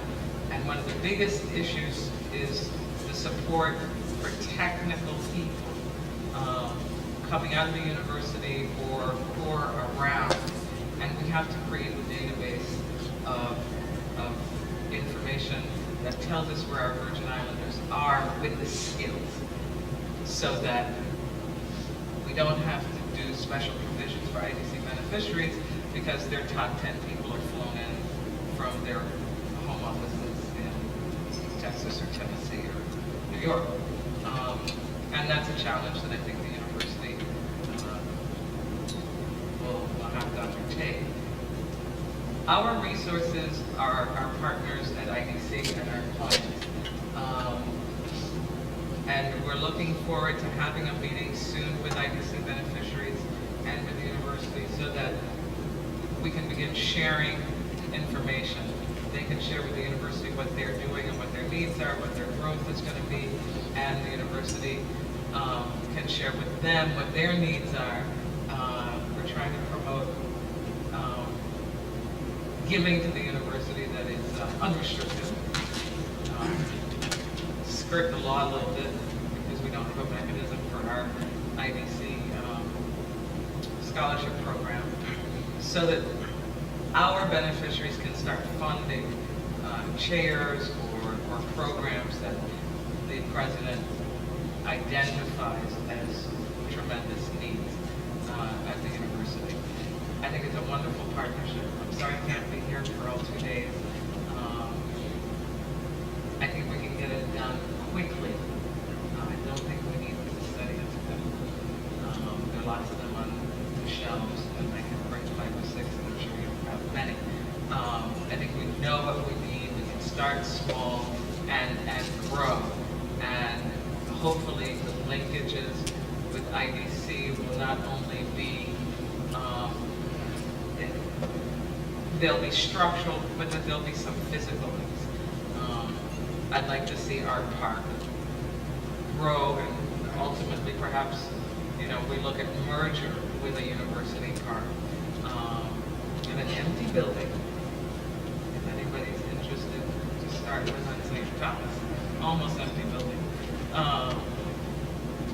And I think in the future, any building that IDC does has to be in partnership with the park, so that we don't look at just building in an isolated environment without understanding the needs of the research park at the university. I guess that's it. Any questions or comments? Yes, Ron? One of the issues that is even mentioned in the paperwork that we were handed relates to the how friendly the environment is to business. So you had mentioned that as trying to get it outside of government and put it on the onus of the university. The university as a semi-autonomous agency of the government, can they truly wipe out the problem associated with, you know, the resistance to new enterprise here? You understand what I'm saying? Yeah, I understand what you're saying. No, they can't wipe it out completely, and neither can I, and neither can anybody else. Just keep it out of the legislative arena. You know, if it's about business, and it's about a business enterprise, don't go before the legislature, because that's when you truly get the message that we don't want you. I think that 99% of our businesses and our new business development is happening. Nobody knows they exist. Nobody knows who they are, what they're doing, and we like it that way. You know, we can pick up the phone and refer them to so and so who will assist in getting their license, and DPNR if they need to build, but most of them don't need to build. They're tenants. You know, their biggest issue is getting T1 license. And fortunately, ICC was very helpful. Met with them once, said we need this at the park, and they're providing us with T1 lines at DSL prices, which is really nice. And all of a sudden, we've got the capacity to secure those first two tenants. You know, you'll be helping them install it. Keep it out of the legislature. It's business.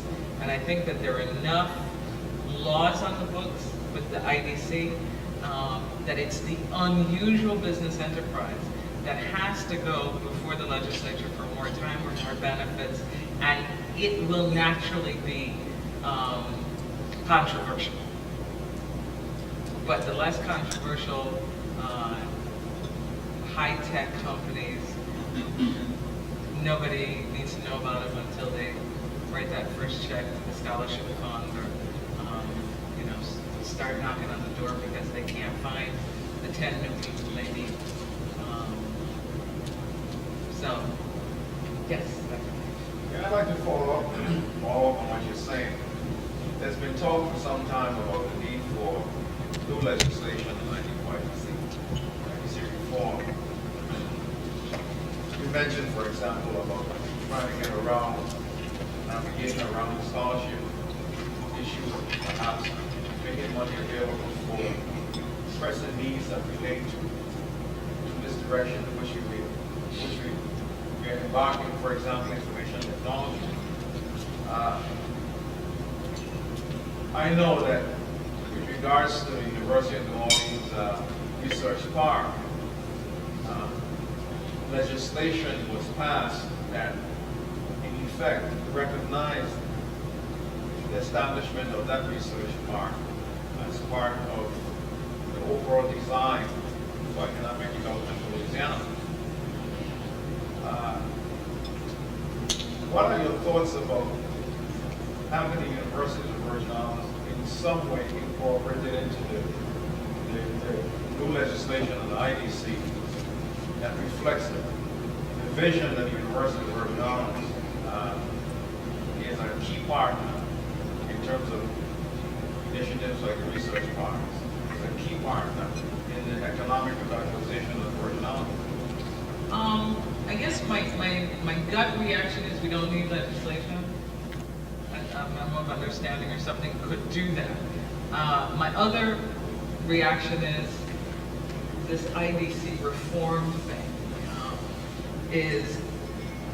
has gotten so convoluted and fortunately has lost its it's no longer the flavor of the month of a lot of the senators, because the legislation that was brought forth was so hard. We need an economic development authority, and we need to look at models where all of our resources are coming under one roof, so that that authority can then partner with the university without necessarily having to go to the legislature. I'd like to see more autonomy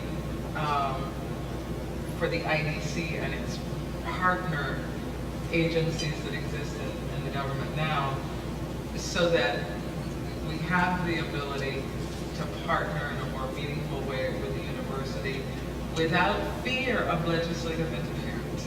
And I guess I'm a little shy about the legislature because there's a lot of difficulty in this authority that promotes economic development. Yes, Dr. Singh. I'm not meaning to defend the legislature, but since I work with them at times, I think that one of the problems that you're trying to avoid is to deal with the overly partisan discussions and instant debates. But I think it's deeper than I think one of the problems that the IDC in the past has done is that it has done the extreme of what you're proposing, which is to propose projects in the dark.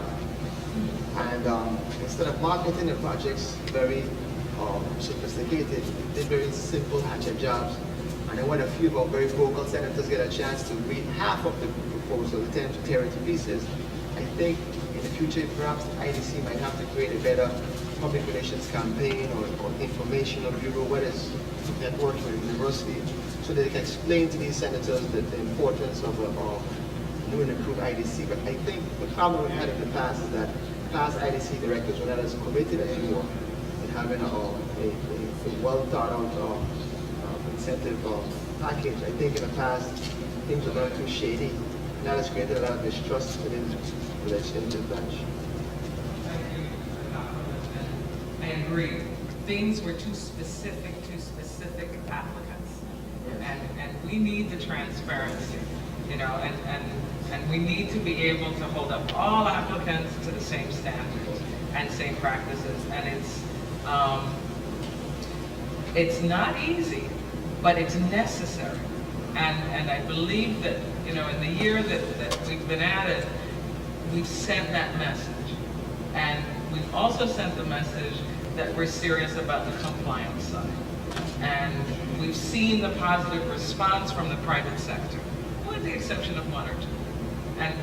But you know, we've seen that. And I think also new beneficiaries, people coming to the table, they're doing two things. They're using experts to assist them who are committed to the community.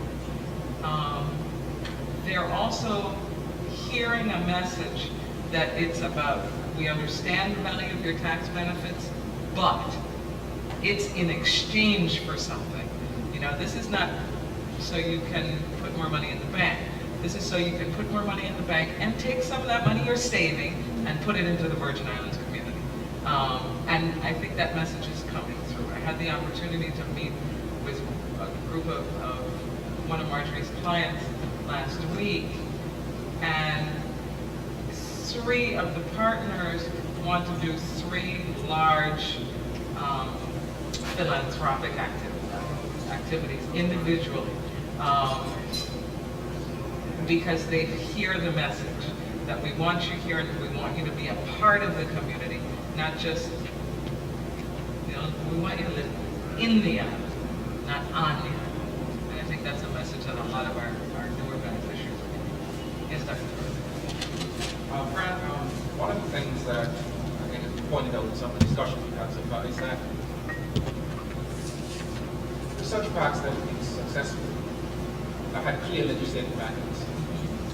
And that is why it is important. You also made the point that at least in the Virgin Islands, the IDC, the executive director, is a political appointee.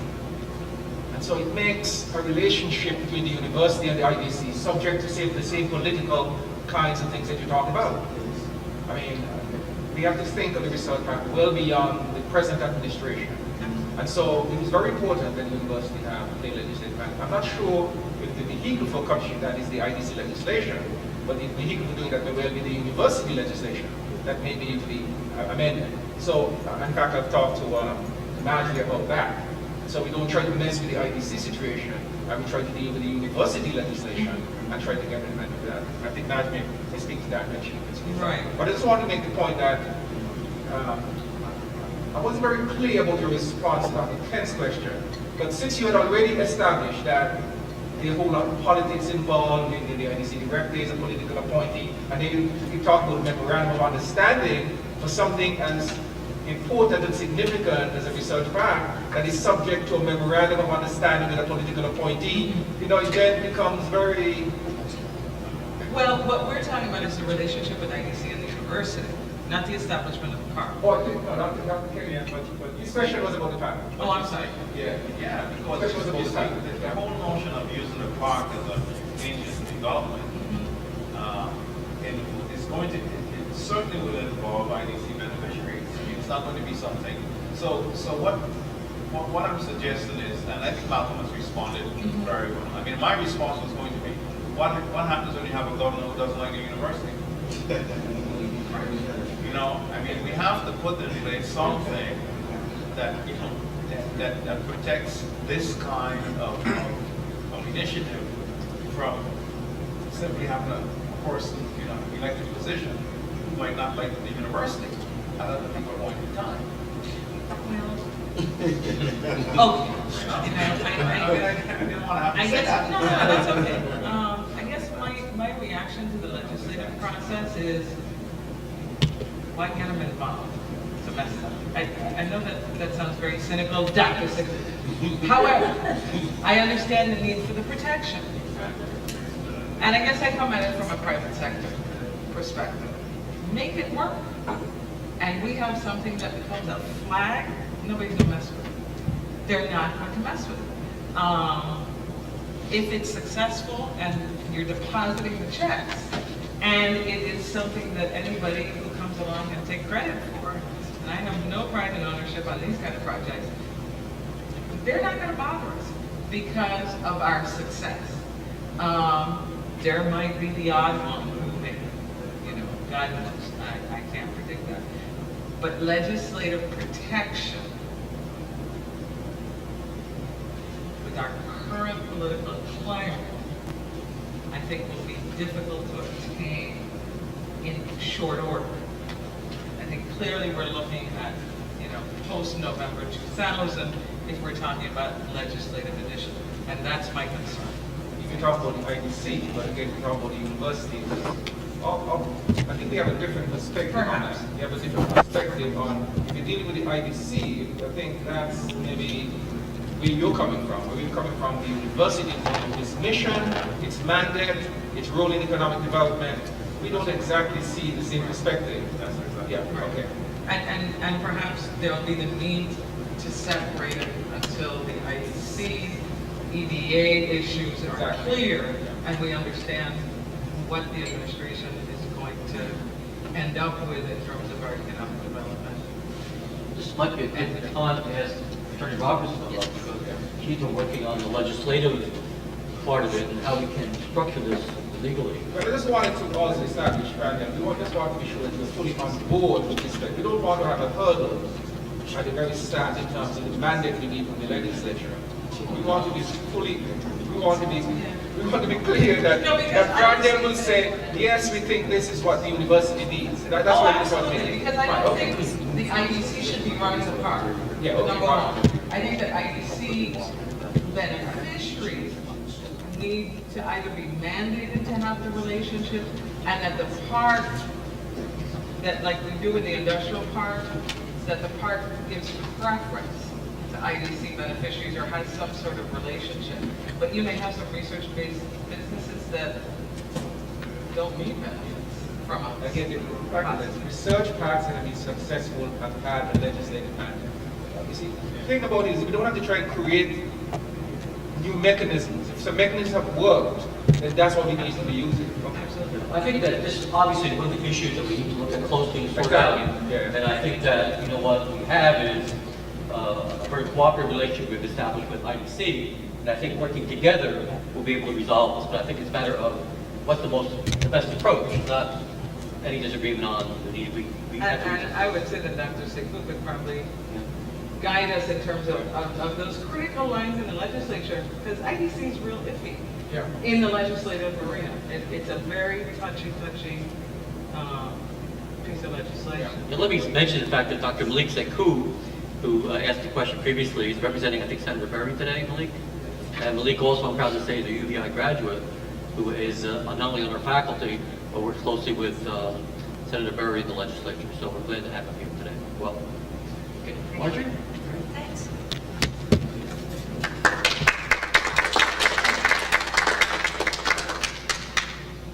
Well, I understand we're both.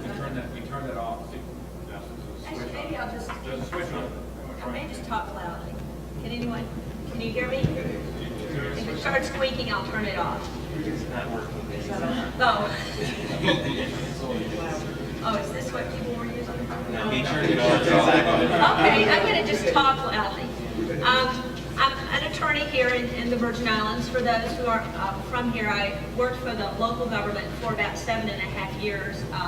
I was counsel for the Bureau of Internal Revenue, and in that capacity, the last couple of years, I worked really closely with the IDC as sort of their tax technical person on sort of an informal basis. And before that, I was with the federal government. I was with the U.S. Treasury Department. After I left the Bureau of Internal Revenue, I worked in-house for an IDC beneficiary for several years before going out on my own. So I've sort of seen it from several different perspectives. And have had the pleasure and the opportunity to meet several times on these issues with Dr. Leary and Mr. Kerwin. I've also talked with Ms. Gerard informally. And I sort of see where both sides are coming from. I think we do need legislation. We need a research park with a clear legislative mandate. But we've also heard we don't want to wait around for 2 years. It took a year to get a limited liability company statute enacted here when every state had one. So I think, one of the mandates with the memorandum of understanding is to see what we can do under the current legislation and at the same time proceed legislatively so that we don't lose the year or two opportunity. And I have gone through, for example, the university's enabling legislation. It does have very broad functions to engage in research, to own and operate property. So what we may be able to do, and I want to talk with Mr. Ellington to see, if they're president, is go ahead and get started and also at the same time work with the legislature, but don't necessarily feel like we have to have everything done before we can get started. And related to that, my preference would be, when we're talking about legislation, to look for a specific bill for the university, including perhaps some changes university-related to the IDC statute, which I'll go through, instead of trying to piggyback on at this point either the Economic Development Authority legislation, or I understand there are now 2 broad IDC bills. There was one that Senator Jones and Senator Golden had done. I understand now there is a bill that has come out of the 5-year plan, at least Senator Golden told me that while watching fireworks. I've yet to see a copy of that one. And then there have also been some piecemeal legislation. Baptiste has had, and Senator Bryan has had, and so forth. And I think it'd be better to stay out of the politics and have a bill geared towards the university. Well, I see my role as coordinating the IDC with the university, the legislature, executive branches, and with the objective of trying to get a research and technology park in place, but also to avoid unnecessary duplication. And that's some of the, I have in fact sort of a list as much of questions as talking points. We have lots of research park models, 140, you said, but there are also some unique aspects of the Virgin Islands, most importantly the IDC program. We also, as we heard, have an industrial park. We want to make sure that there is appropriate identification and coordination so we don't have empty space in one and the other one begging for tenants. And we also need to really, I think, look at the types of research that have traditionally taken place at the university, the types that we can attract here. And, our model may be a little bit different from southern Florida because of the unique aspects, good and bad, of the Virgin Islands. I know that there's history and marine-related, agriculture, some high-tech with the university to date as for a true research component. I think that there's a real opportunity right now to expand upon that. We've heard about the technology. We'll hear more about the technology. I'm getting more, I've attended the last couple of IDC hearings, and I just did a quick note of the types of companies. And in the last 2 public hearings, there have been e-commerce business, there have been web page designers, there have been investment management companies, in addition to manufacturing and hotels. So it seems like even without any marketing, there are the types of businesses coming to the territory that would be good tenants for the research park. And I think that, with a research park and with an organized cooperation that can be marketed, that can grow very significantly. In looking at sort of the confluence of factors that I think we have right now, we have the technology, the global crossing, we have internet technology, we have satellites that are constantly expanding from that regard. We have the university, which is a fabulous resource, and it's sometimes the first question I get when clients come is there a university? Talking about the Masters in Business, the 2 campuses, and so forth, very impressive. The tax benefits, which we are the only, Guam and the U.S. Virgin Islands are the only places in the world where U.S. citizens can live and basically get a reduced tax rate on their income going forward. It's not a deferral, it's no catch-up, it's just a reduction. And because the United States, along with, I think, North Korea, the Philippines, and Mexico are the only places in the world that tax on the basis of citizenship, and I don't think the other 3 are really have as many people looking for ways to reduce their taxes. I think we're really unique in that regard. I think the U.S. flag is something that is critical. And I think the fact that, as we were seeing today, we have support at all levels for the project. And I think finally the little growth of the Virgin Islands Caribbean Center. I'd be curious, and I have not found out in my research whether the University of the West Indies or any of the other Caribbean universities have research parks yet, but I really can see whether they do or not. The University of the Virgin Islands really being the Caribbean Research Center, in addition to, so that it benefits both from its location as a Caribbean center as well as its connection with the United States.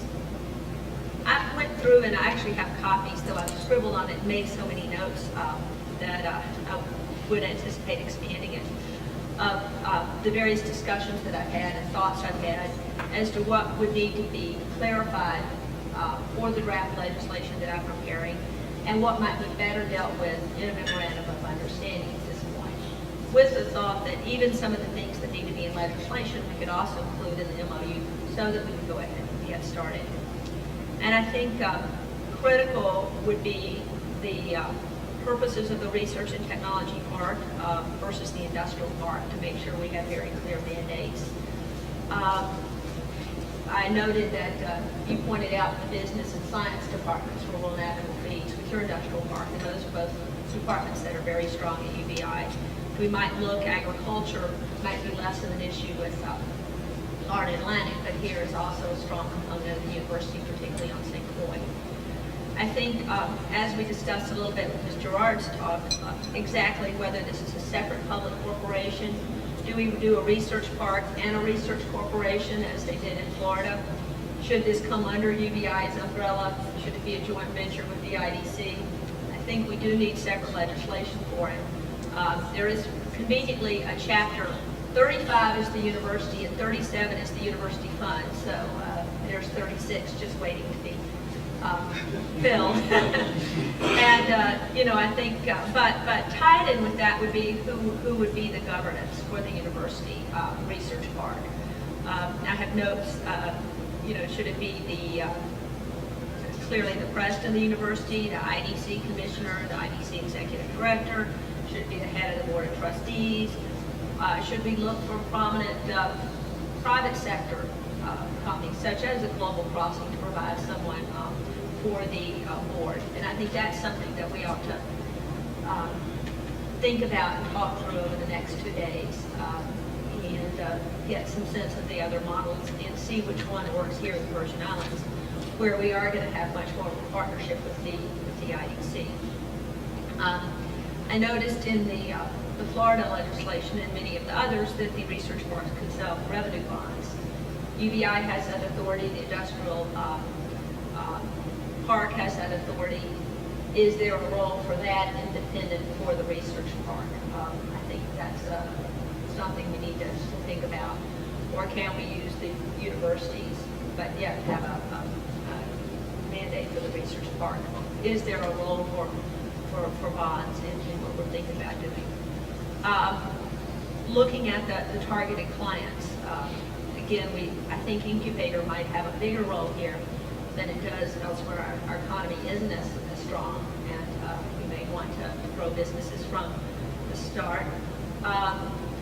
We also might want to include perhaps a little bit more investment management, financial service, consulting businesses.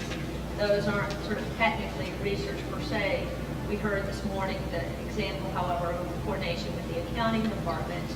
And I really see that as an area where there is an intellectual component, where I know a lot of the investment companies already have relationships with the university, and where I see a lot of growth or formalization of interaction between the university and the IDC. And some of that flows over into other changes that I think need to be made to the statute. Right now, for example, the targeted businesses are manufacturing, they are tourism related. It's a list that was done 20 years ago. I think that it would be helpful to bring the list of the types of businesses that the IDC is targeting to include scientific and technology research and development, telecommunications, e-commerce, investment management, software development, and so forth. Because when you're trying to bring a potential partner here and you show them a statute that is 20 years old, it doesn't look like you're really after software development if you don't delineate software development. That might be something that is also going to be dealt with in the regular IDC bill, but something that we can talk about, perhaps including in the university one, which might have an easier chance of getting through quickly. One thought that I would also like to sort of go over in the next 2 days is what sort of incentives do we want to provide for both venture capital and for the people who put up the buildings in the research park? Do we want to indicate that they can apply for tax benefits just as any other business? Or do we want to have some sort of targeted group of incentives, particularly for the builders? I was interested to hear that was part of your plan initially. And it would be interesting to hear more or think more about what we want to do to bring the developers in without overkill. I mean, the Affordable Housing Act has never really gotten off the ground, and it also has IDC benefits. But it provides that if you buy materials on island, the person you buy them from gets an excise tax rebate. It doesn't pay gross receipts even on the profit to the developer. That's administratively impossible to enforce. So we need to look at benefits for the venture capital, for the builders, but have something that's workable, that doesn't further erode our tax base if there are enough incentives there anyway for them to want to do it. I think we want to perhaps, right now in the statute, there's a small manufacturers program where you get 5 years of benefits and a $20,000 minimum investment for employees. We might look at that in crafting an incubator business statute comparable to the small manufacturer so that you can come in with fewer employees and a smaller investment. The IDC, however, does have the authority now to reduce the number of employees and to reduce the minimum investment amount. So that might be an area where we want to have incubator legislation, but at the same time, in a memo of understanding, the IDC could work with the university to embrace the incubator concept and go ahead and get it started. Research parks, I think we want to make, right now, if you're in the Frederick side of St. Croix, you get 15 years of tax benefits. Anywhere else, you get 10 years. Though one thing a lot of folks don't know is the IDC has the authority to give 15 years for any place. So again, I think we want to perhaps ensure that any research parks got the maximum benefits permitted. That's something that could be in legislation, but also dealt with in the interim in a memorandum of understanding. And I know that there are other jurisdictions are giving longer benefits up front, and that is one of the proposals among the mesh that we've looked at that gets floated, that you get 20 years up front. But so we could start with getting 15 years and then keep involved as more general legislation progresses. The definition of resident for IDC purposes was amended 2 years ago. Again, one of those amendments I never read about until I was just looking at my pocket card, to include anyone who graduates from high school in the Virgin Islands or anyone who goes to school here for 6 years. It, however, doesn't include a UVI graduate. I think it should be amended to include anyone who graduates from UVI, who I just tossed out for discussion, who spent 2 years equivalent full-time at UVI, or perhaps anyone who studied for 2 years. And the residence is very important because every IDC company is required to employ at least 80% VI residents, to have training programs if they don't have VI residents, and also to have VI residents in very managerial and supervisory positions. And it seems to me that it would be sort of appropriate to include graduates from the university among the population that you're trying to bring back to the territory, or that you're trying to involve in your economic development, even if they've left the territory because they couldn't get jobs here. UVI should have a formal role on the Economic Development Authority. Again, that's separate legislation, that's evolving. And I think that we can have an informal role in the interim, but I like the concept of having a broad Economic Development Authority that can contract, that can bring in different parties without, subsequent legislation. I think what we're looking for is something broad and non-specific that gives the IDC and the university authority to go to the legislature once, and then deal beyond that through other means. And we also, right now, if you work 32 hours or more, you count as a full-time employee of an IDC company. If you work less than that, there's no provision for combining part-time jobs. You might want to look at something so that you combine part-time university jobs or student jobs to count towards your employment requirements. Again, the IDC has the authority to reduce the full-time employment requirement anyway, so we can get there through an MOU, but that might be something we want to formalize for the university. And in connection with what I sort of have as a memorandum of understanding issues, Mr. Orr touched on contributions. My understanding has been that traditionally applicants would propose, I want to give $5,000 to UVI for scholarships, or I want to have 2 interns, and UVI wasn't at the public hearing. I don't know if there was any coordination with the total amount of interns that IDC beneficiaries were required to have from the university, with how many people were looking for internships, or what different courses were being offered. I know when I was at Global Vest, there's a requirement for 6 interns a year if you could handle them, and sometimes because of the students people were taking, the courses people were taking for a specific period, you could use 8, and other times you could use 4. But I think it's important to really coordinate the intern requirements with the contribution requirements, with the university having its input up front. I like the idea of having the contributions be to the university for the university to spend as it wishes, and not just scholarship. My understanding is that the scholarship funds are not as critical a need of the university as others. I think in the representative of the university, either the president or his delegate, should attend all public hearings. That can be done now, they're public, but I think it would be really useful to to have someone there on a regular basis. And, possibly even on some of the, executive sessions, particularly those that deal with perhaps research-based or technology-based, applicants.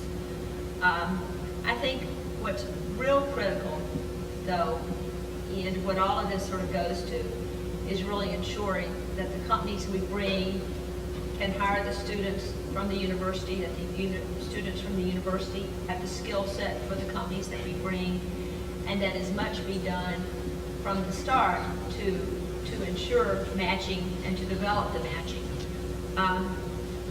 One thought I had was that every beneficiary be required to provide the university and the IDC with information regarding any training courses that they send their employees to off island. That would be easy for the applicants to do. It would, or the beneficiaries, it would tell the university what skill sets or what training needs there were. Perhaps, I know a lot of courses now off island, you could have closed circuit TV, so perhaps have the beneficiaries work with the universities to, in fact, perhaps relocate the training to one of the university facilities, and then other students from the university could also attend those training courses. I know particularly in accounting and investment fields, there are a lot of regular courses that you could probably do that too. I think it would be very useful for IDC beneficiaries, again, particularly those in the research part, to be required or encouraged initially to reimburse employees for work-related courses at UBI. I imagine that many of them do.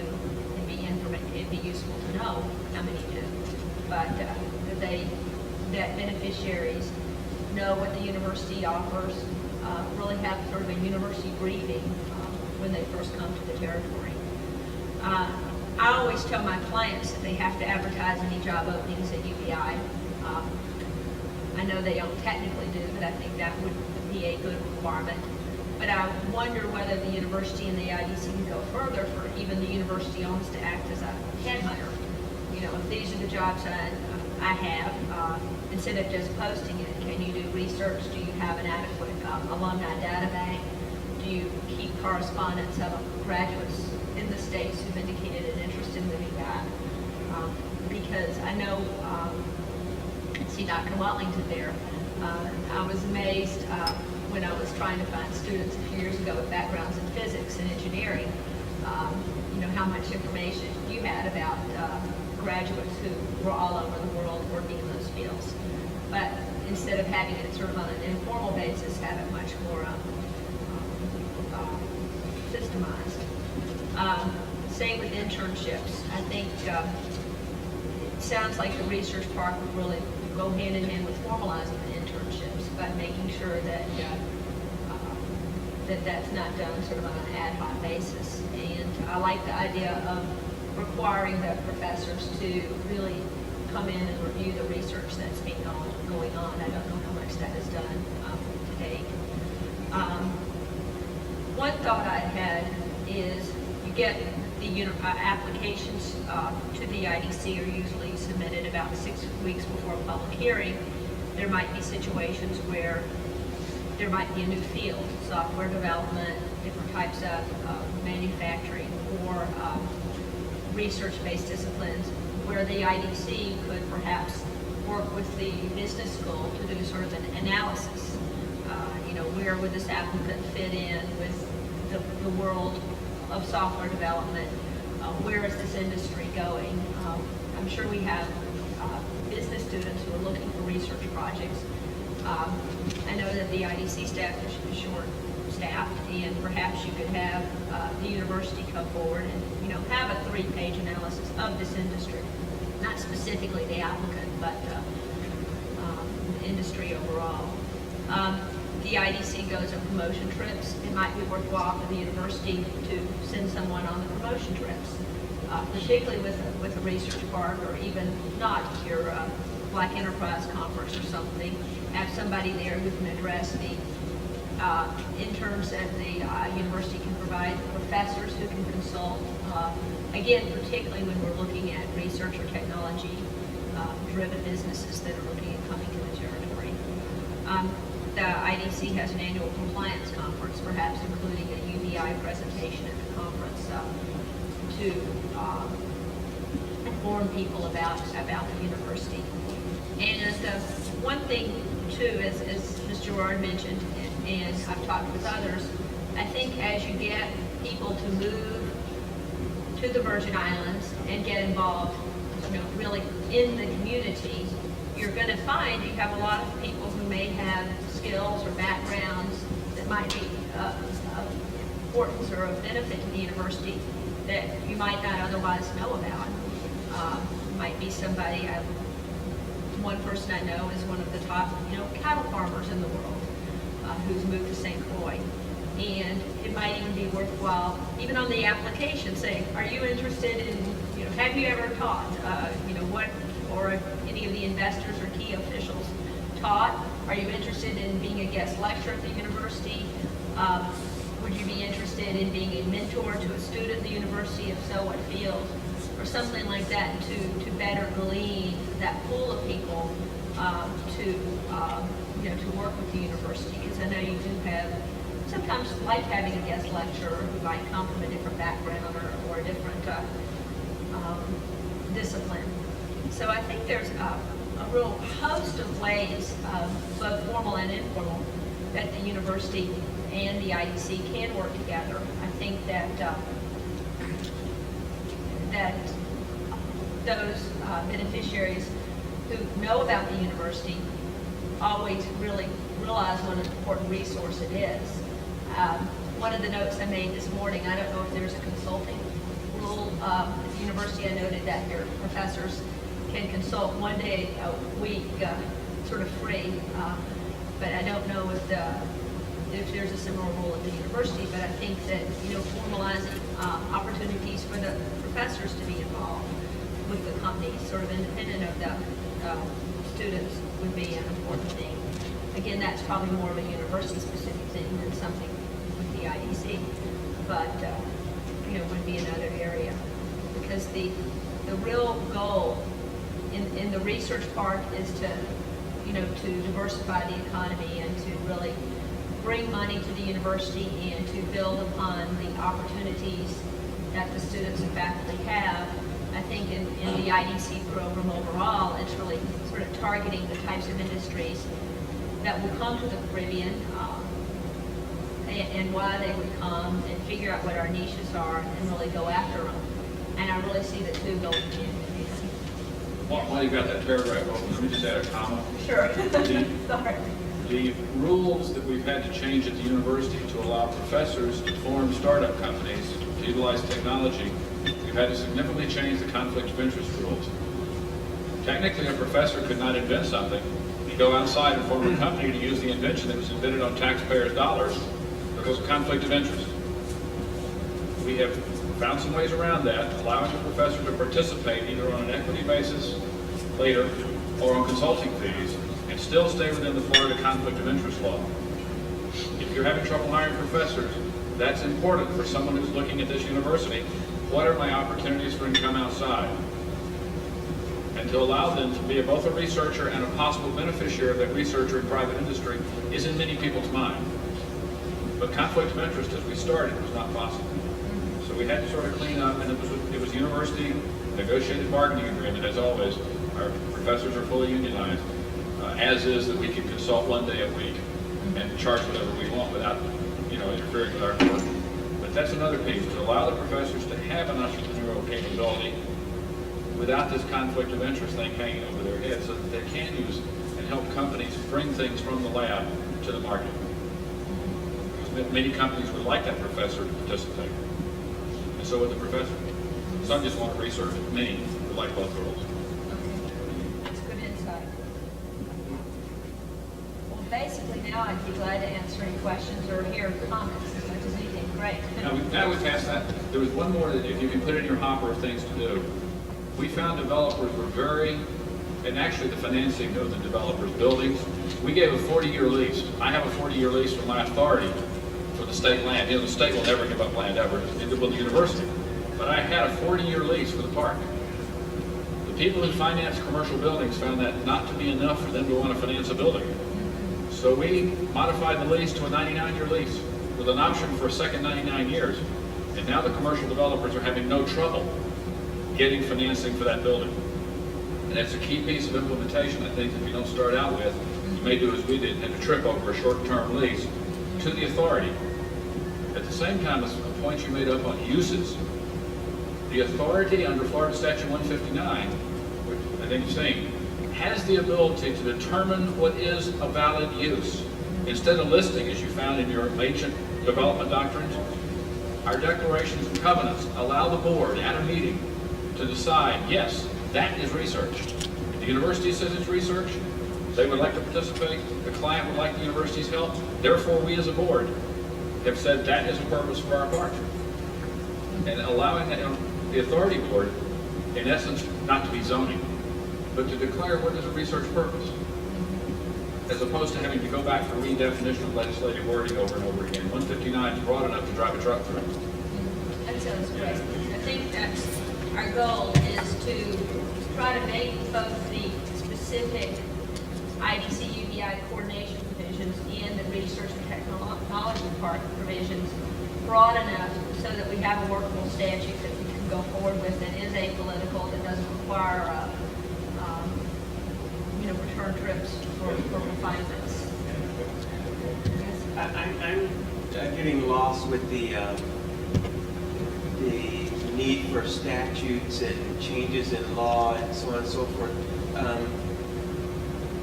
Why is it I'm talking with Steve very briefly before the meeting.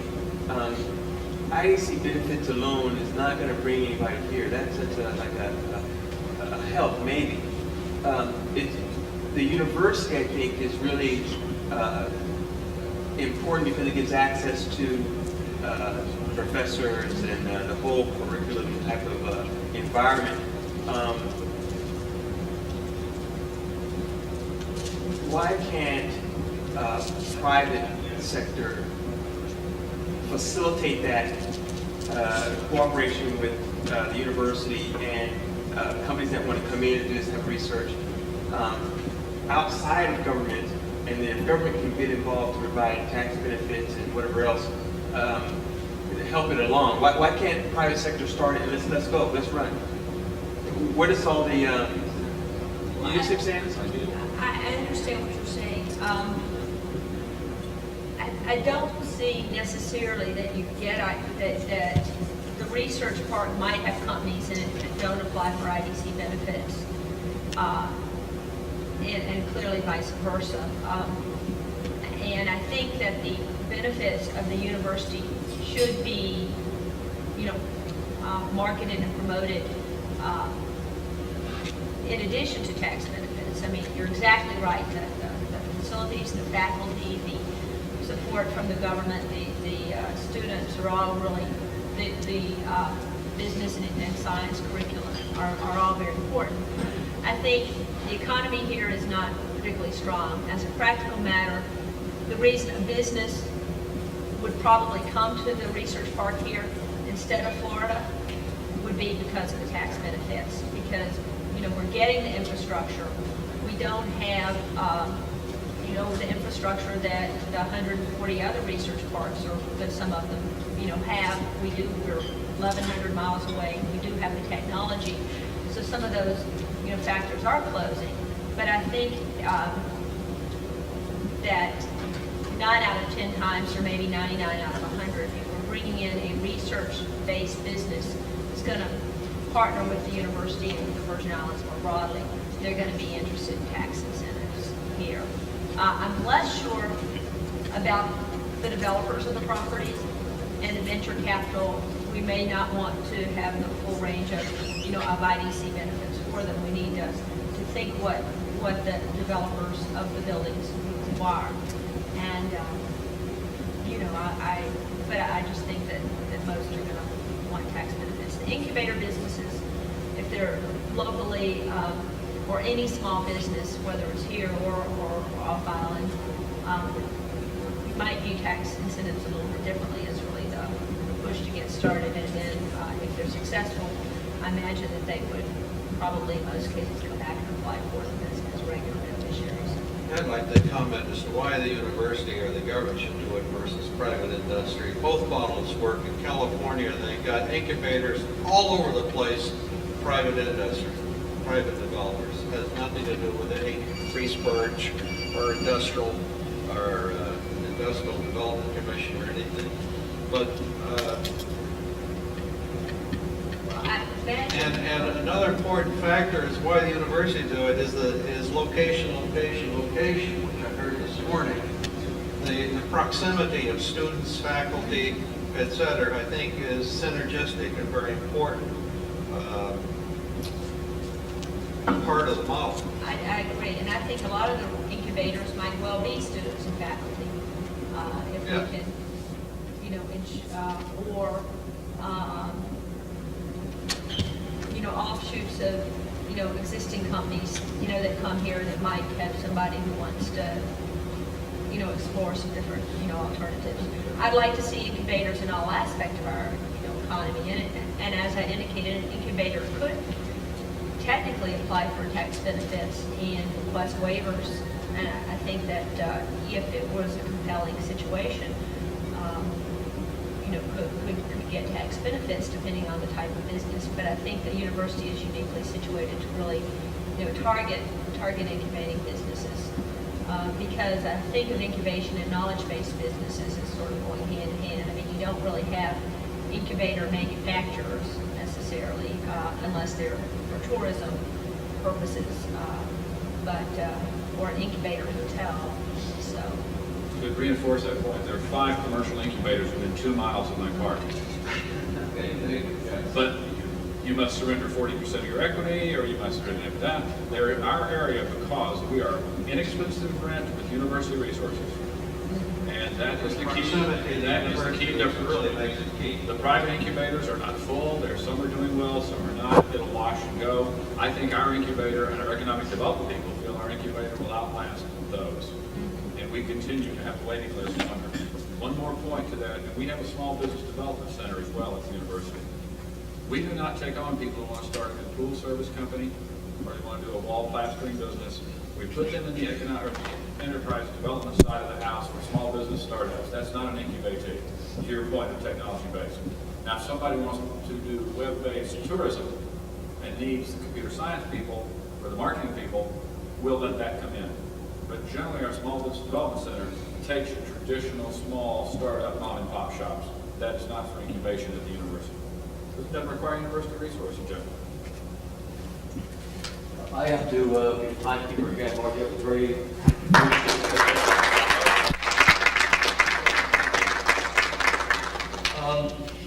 first of all, I'd like to announce in terms of our next segment that we're very pleased that Rick Scoblin has decided to join us. Rick has been very helpful to us and invited some members of the university to attend a conference in Florida sponsored by Global Crossing that talked about the plans they have in terms of internet access for universities throughout Latin America and the Caribbean region.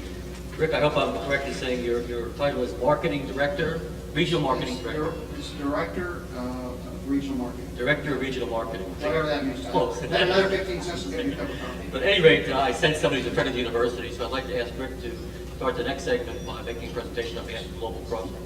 Rick's coming. Thank you. I think going to get some coffee to make sure he's alert and on target. Has anyone given everything on a bathroom break since we started all this? Well, we're going to do it on an individual basis. It depends on your bladder control. Also, I want to announce a change in the program. If you didn't drink so much coffee, Rick, you'd probably be better off. We also are going to have a luncheon presentation. It's not on the program. Rick Smith from IBM is coming from Florida, and I think it's important that we get the IBM people involved in this project.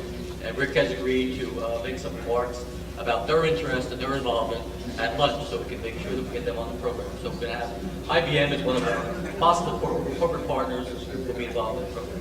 Now I'll turn over the floor to Rick and Global Crossing. Thank you. Just give me a second here to hope I don't do a Bill Gates. Might be a good time for that momentary break. Okay, it's going to take a couple of minutes, so if anybody wants to make a quick run, it's the time to do it. Take one of these from my ground. This will be on the next test, so if you don't pay attention, we're on the test.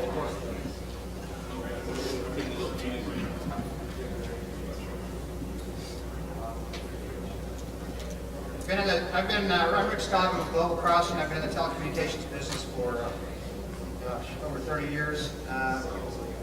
My whole career, except for a few years on Wall Street with A.G. Edwards and investment banking capacity, learning how to take companies public and things like that.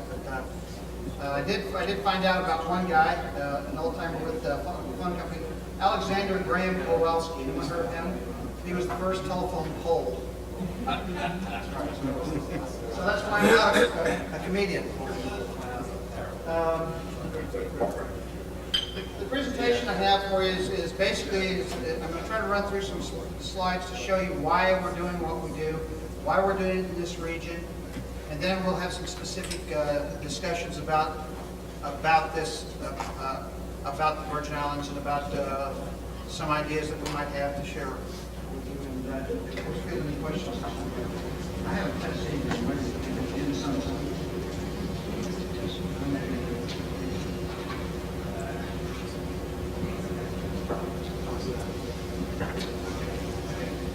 I think I'm running the right direction now. Okay.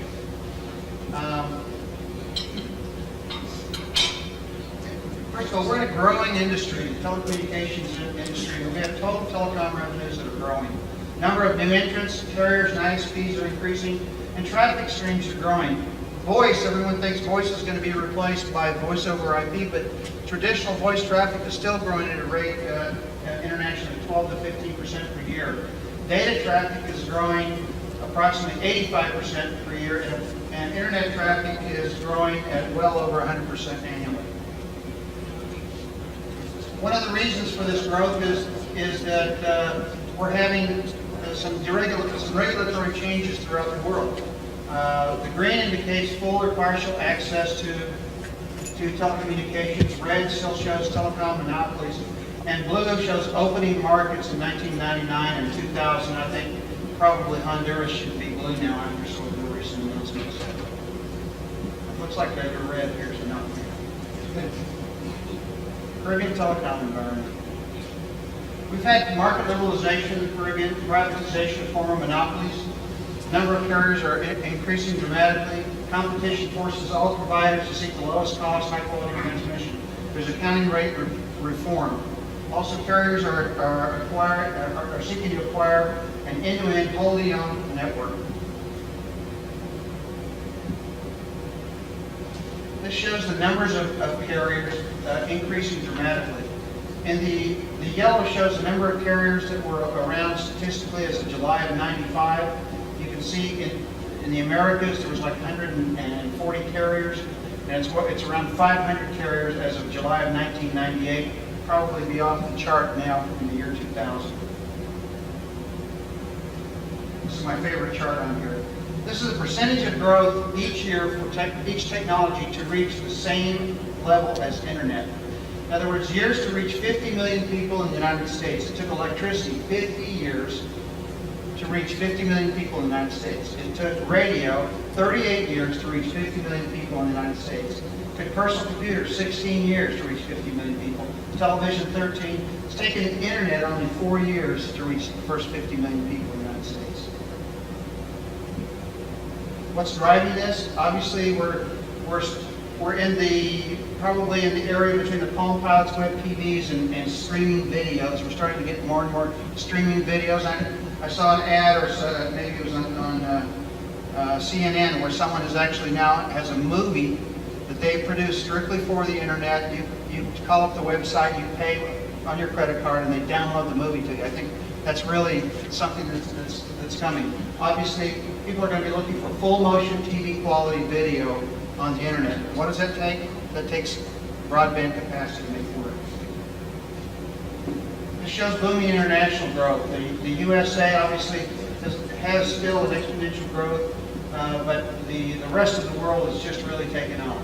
Those are internet users in millions. Average regional teledensity in the Caribbean is 13 to 76 lines per 100 inhabitants. Quite a spread. Obviously, the higher end of that probably happening in the U.S. Virgin Islands and places like the Cayman Islands. 13, and it's probably less than 13 in places like Haiti. Despite triple-digit growth in some markets, average regional wireless penetration is under 5%. Now that's average, it's higher than that here. Regional PC penetration is low due to having some poor islands in the group. 2.5 million internet users translates to 1% of the internet, a 1% internet penetration rate for the region. Obviously, we're lumping all the economies, all of the islands in together in the Caribbean.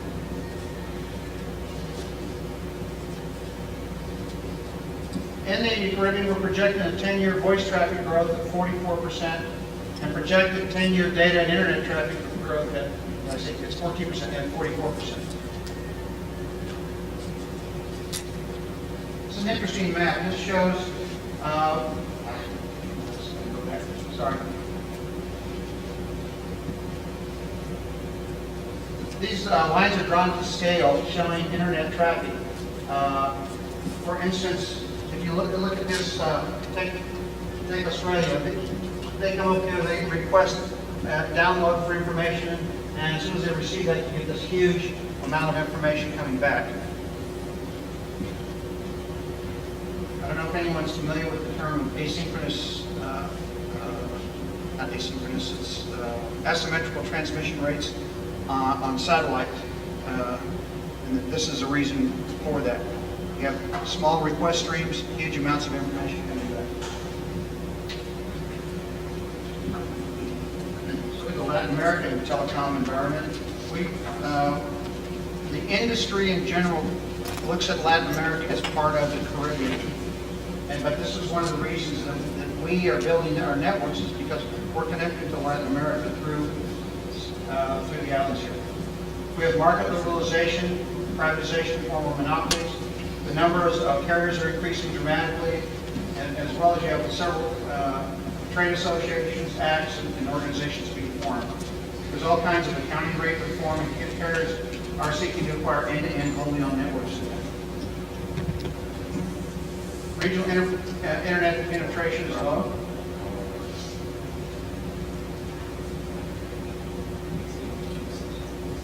This just shows that the internet penetration throughout Latin America. Regional average is 28%. Worldwide average is 48%. And when you look at, in a few minutes, we're going to be showing you some maps of networks. The reason these are important is because all of this growth in the internet, all the growth in voice, we're going to bring it through St. Croix, U.S. Virgin Islands.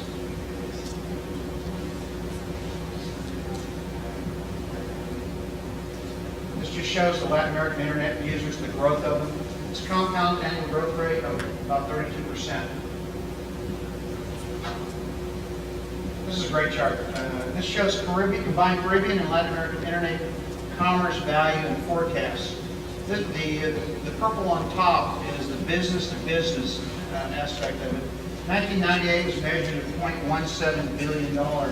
By 2003, that's expected to be over $8 billion. Just, a tremendous growth. Compound annual growth rate of 117%.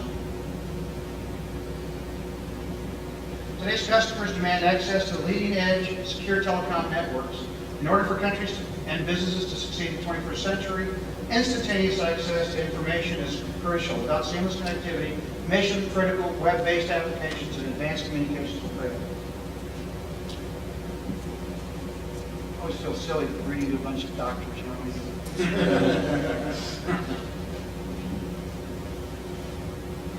So here are the drivers of demand. Why did Global Crossing come out here, spend the kind of money that we're spending to do this? Well, we've got privatization, we have deregulation, increased numbers of carriers, there's a known lack of capacity, there's internet growth, and end of correspondent relationships. And, some of you may not know what that is, but that's where you work out, if you're a phone company A, you work out a deal with phone company B, and you swap traffic, and maybe I'll pay you for so much traffic, and you pay me for so much traffic. Those are correspondent relationships. It's actually a little more complex. Bandwidth revolution is driven by the ability for all categories of business, small, medium, and large, to compete in the global marketplace. Latin America's networks infrastructure must improve to keep pace with projected demand. So here's some of the key suppliers to today's internet growth companies. One of the things that I would like to mention is with our acquisition of Frontier Communications, now called Global Crossing USA, we almost 75% of all internet searches use some of our networks or our facilities somewhere in the United States.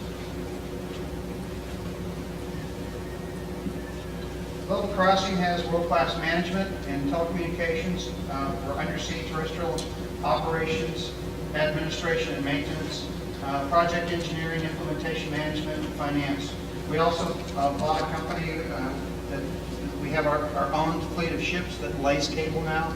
In fact, we're actually working on some specific contracts for customers right here in the Virgin Islands.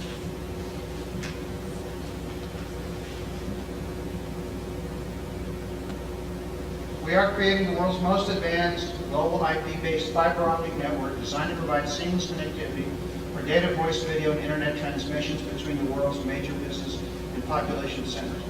Literally 4 fibers just about the size of a human hair that we could lay between the United States and South America could literally carry all of that traffic and not even be taxed at 1/10 of its capacity.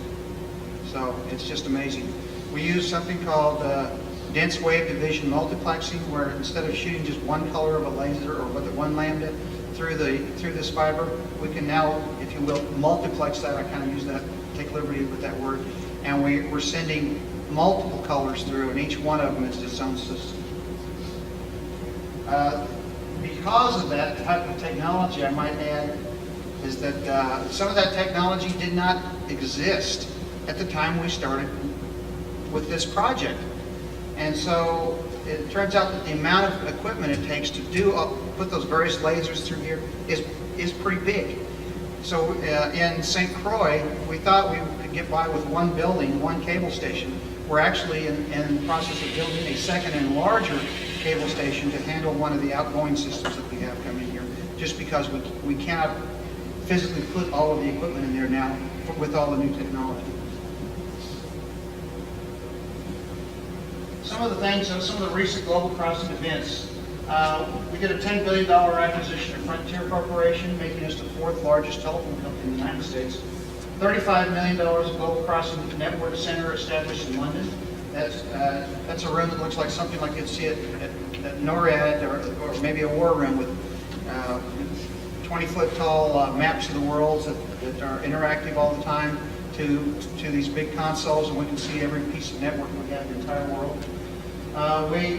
We had an agreement with Telergy in New York for 100 route miles times 96 fibers in the New York City area. Global Crossing, SoftBank, and Microsoft established Global Crossing Asia joint venture. It's a $1.3 billion networks that we're building in Asia. You'll probably see them on those maps. October, we announced the acquisition of Raycall Telecom, which gives us 1,200 more employees in Great Britain and Ireland area, as well as all of their thousands of miles of fiber networks in that area. One of the differentiating factors for Global Crossing is that we really don't feel like we are a U.S.-centric corporation. We are a global-centric corporation. We will own and operate the first seamless global IP network connecting to more than now 180 major cities in 24 countries. One of the major differences between Global Crossing and other companies that build submarine fiber optic networks is that they build them from, say, Hollywood, Florida, which is right on the ocean, to a cable station. They build it to Puerto Viejo, right on the ocean, and South America, outside of Caracas. That sounds all good and well, but companies don't really want to go to cable stations alongside the ocean. They really want to go to the city centers. So as part of our expense, we build sonnet ring networks connecting the actual cities and put in telehouses or places to put equipment inside the city. So if you buy some capacity as a customer from us, you buy it from a POP, say from 60 Hudson in New York City, not from a cable station, all the way into Caracas, not to a cable station 40, 50 miles out of town.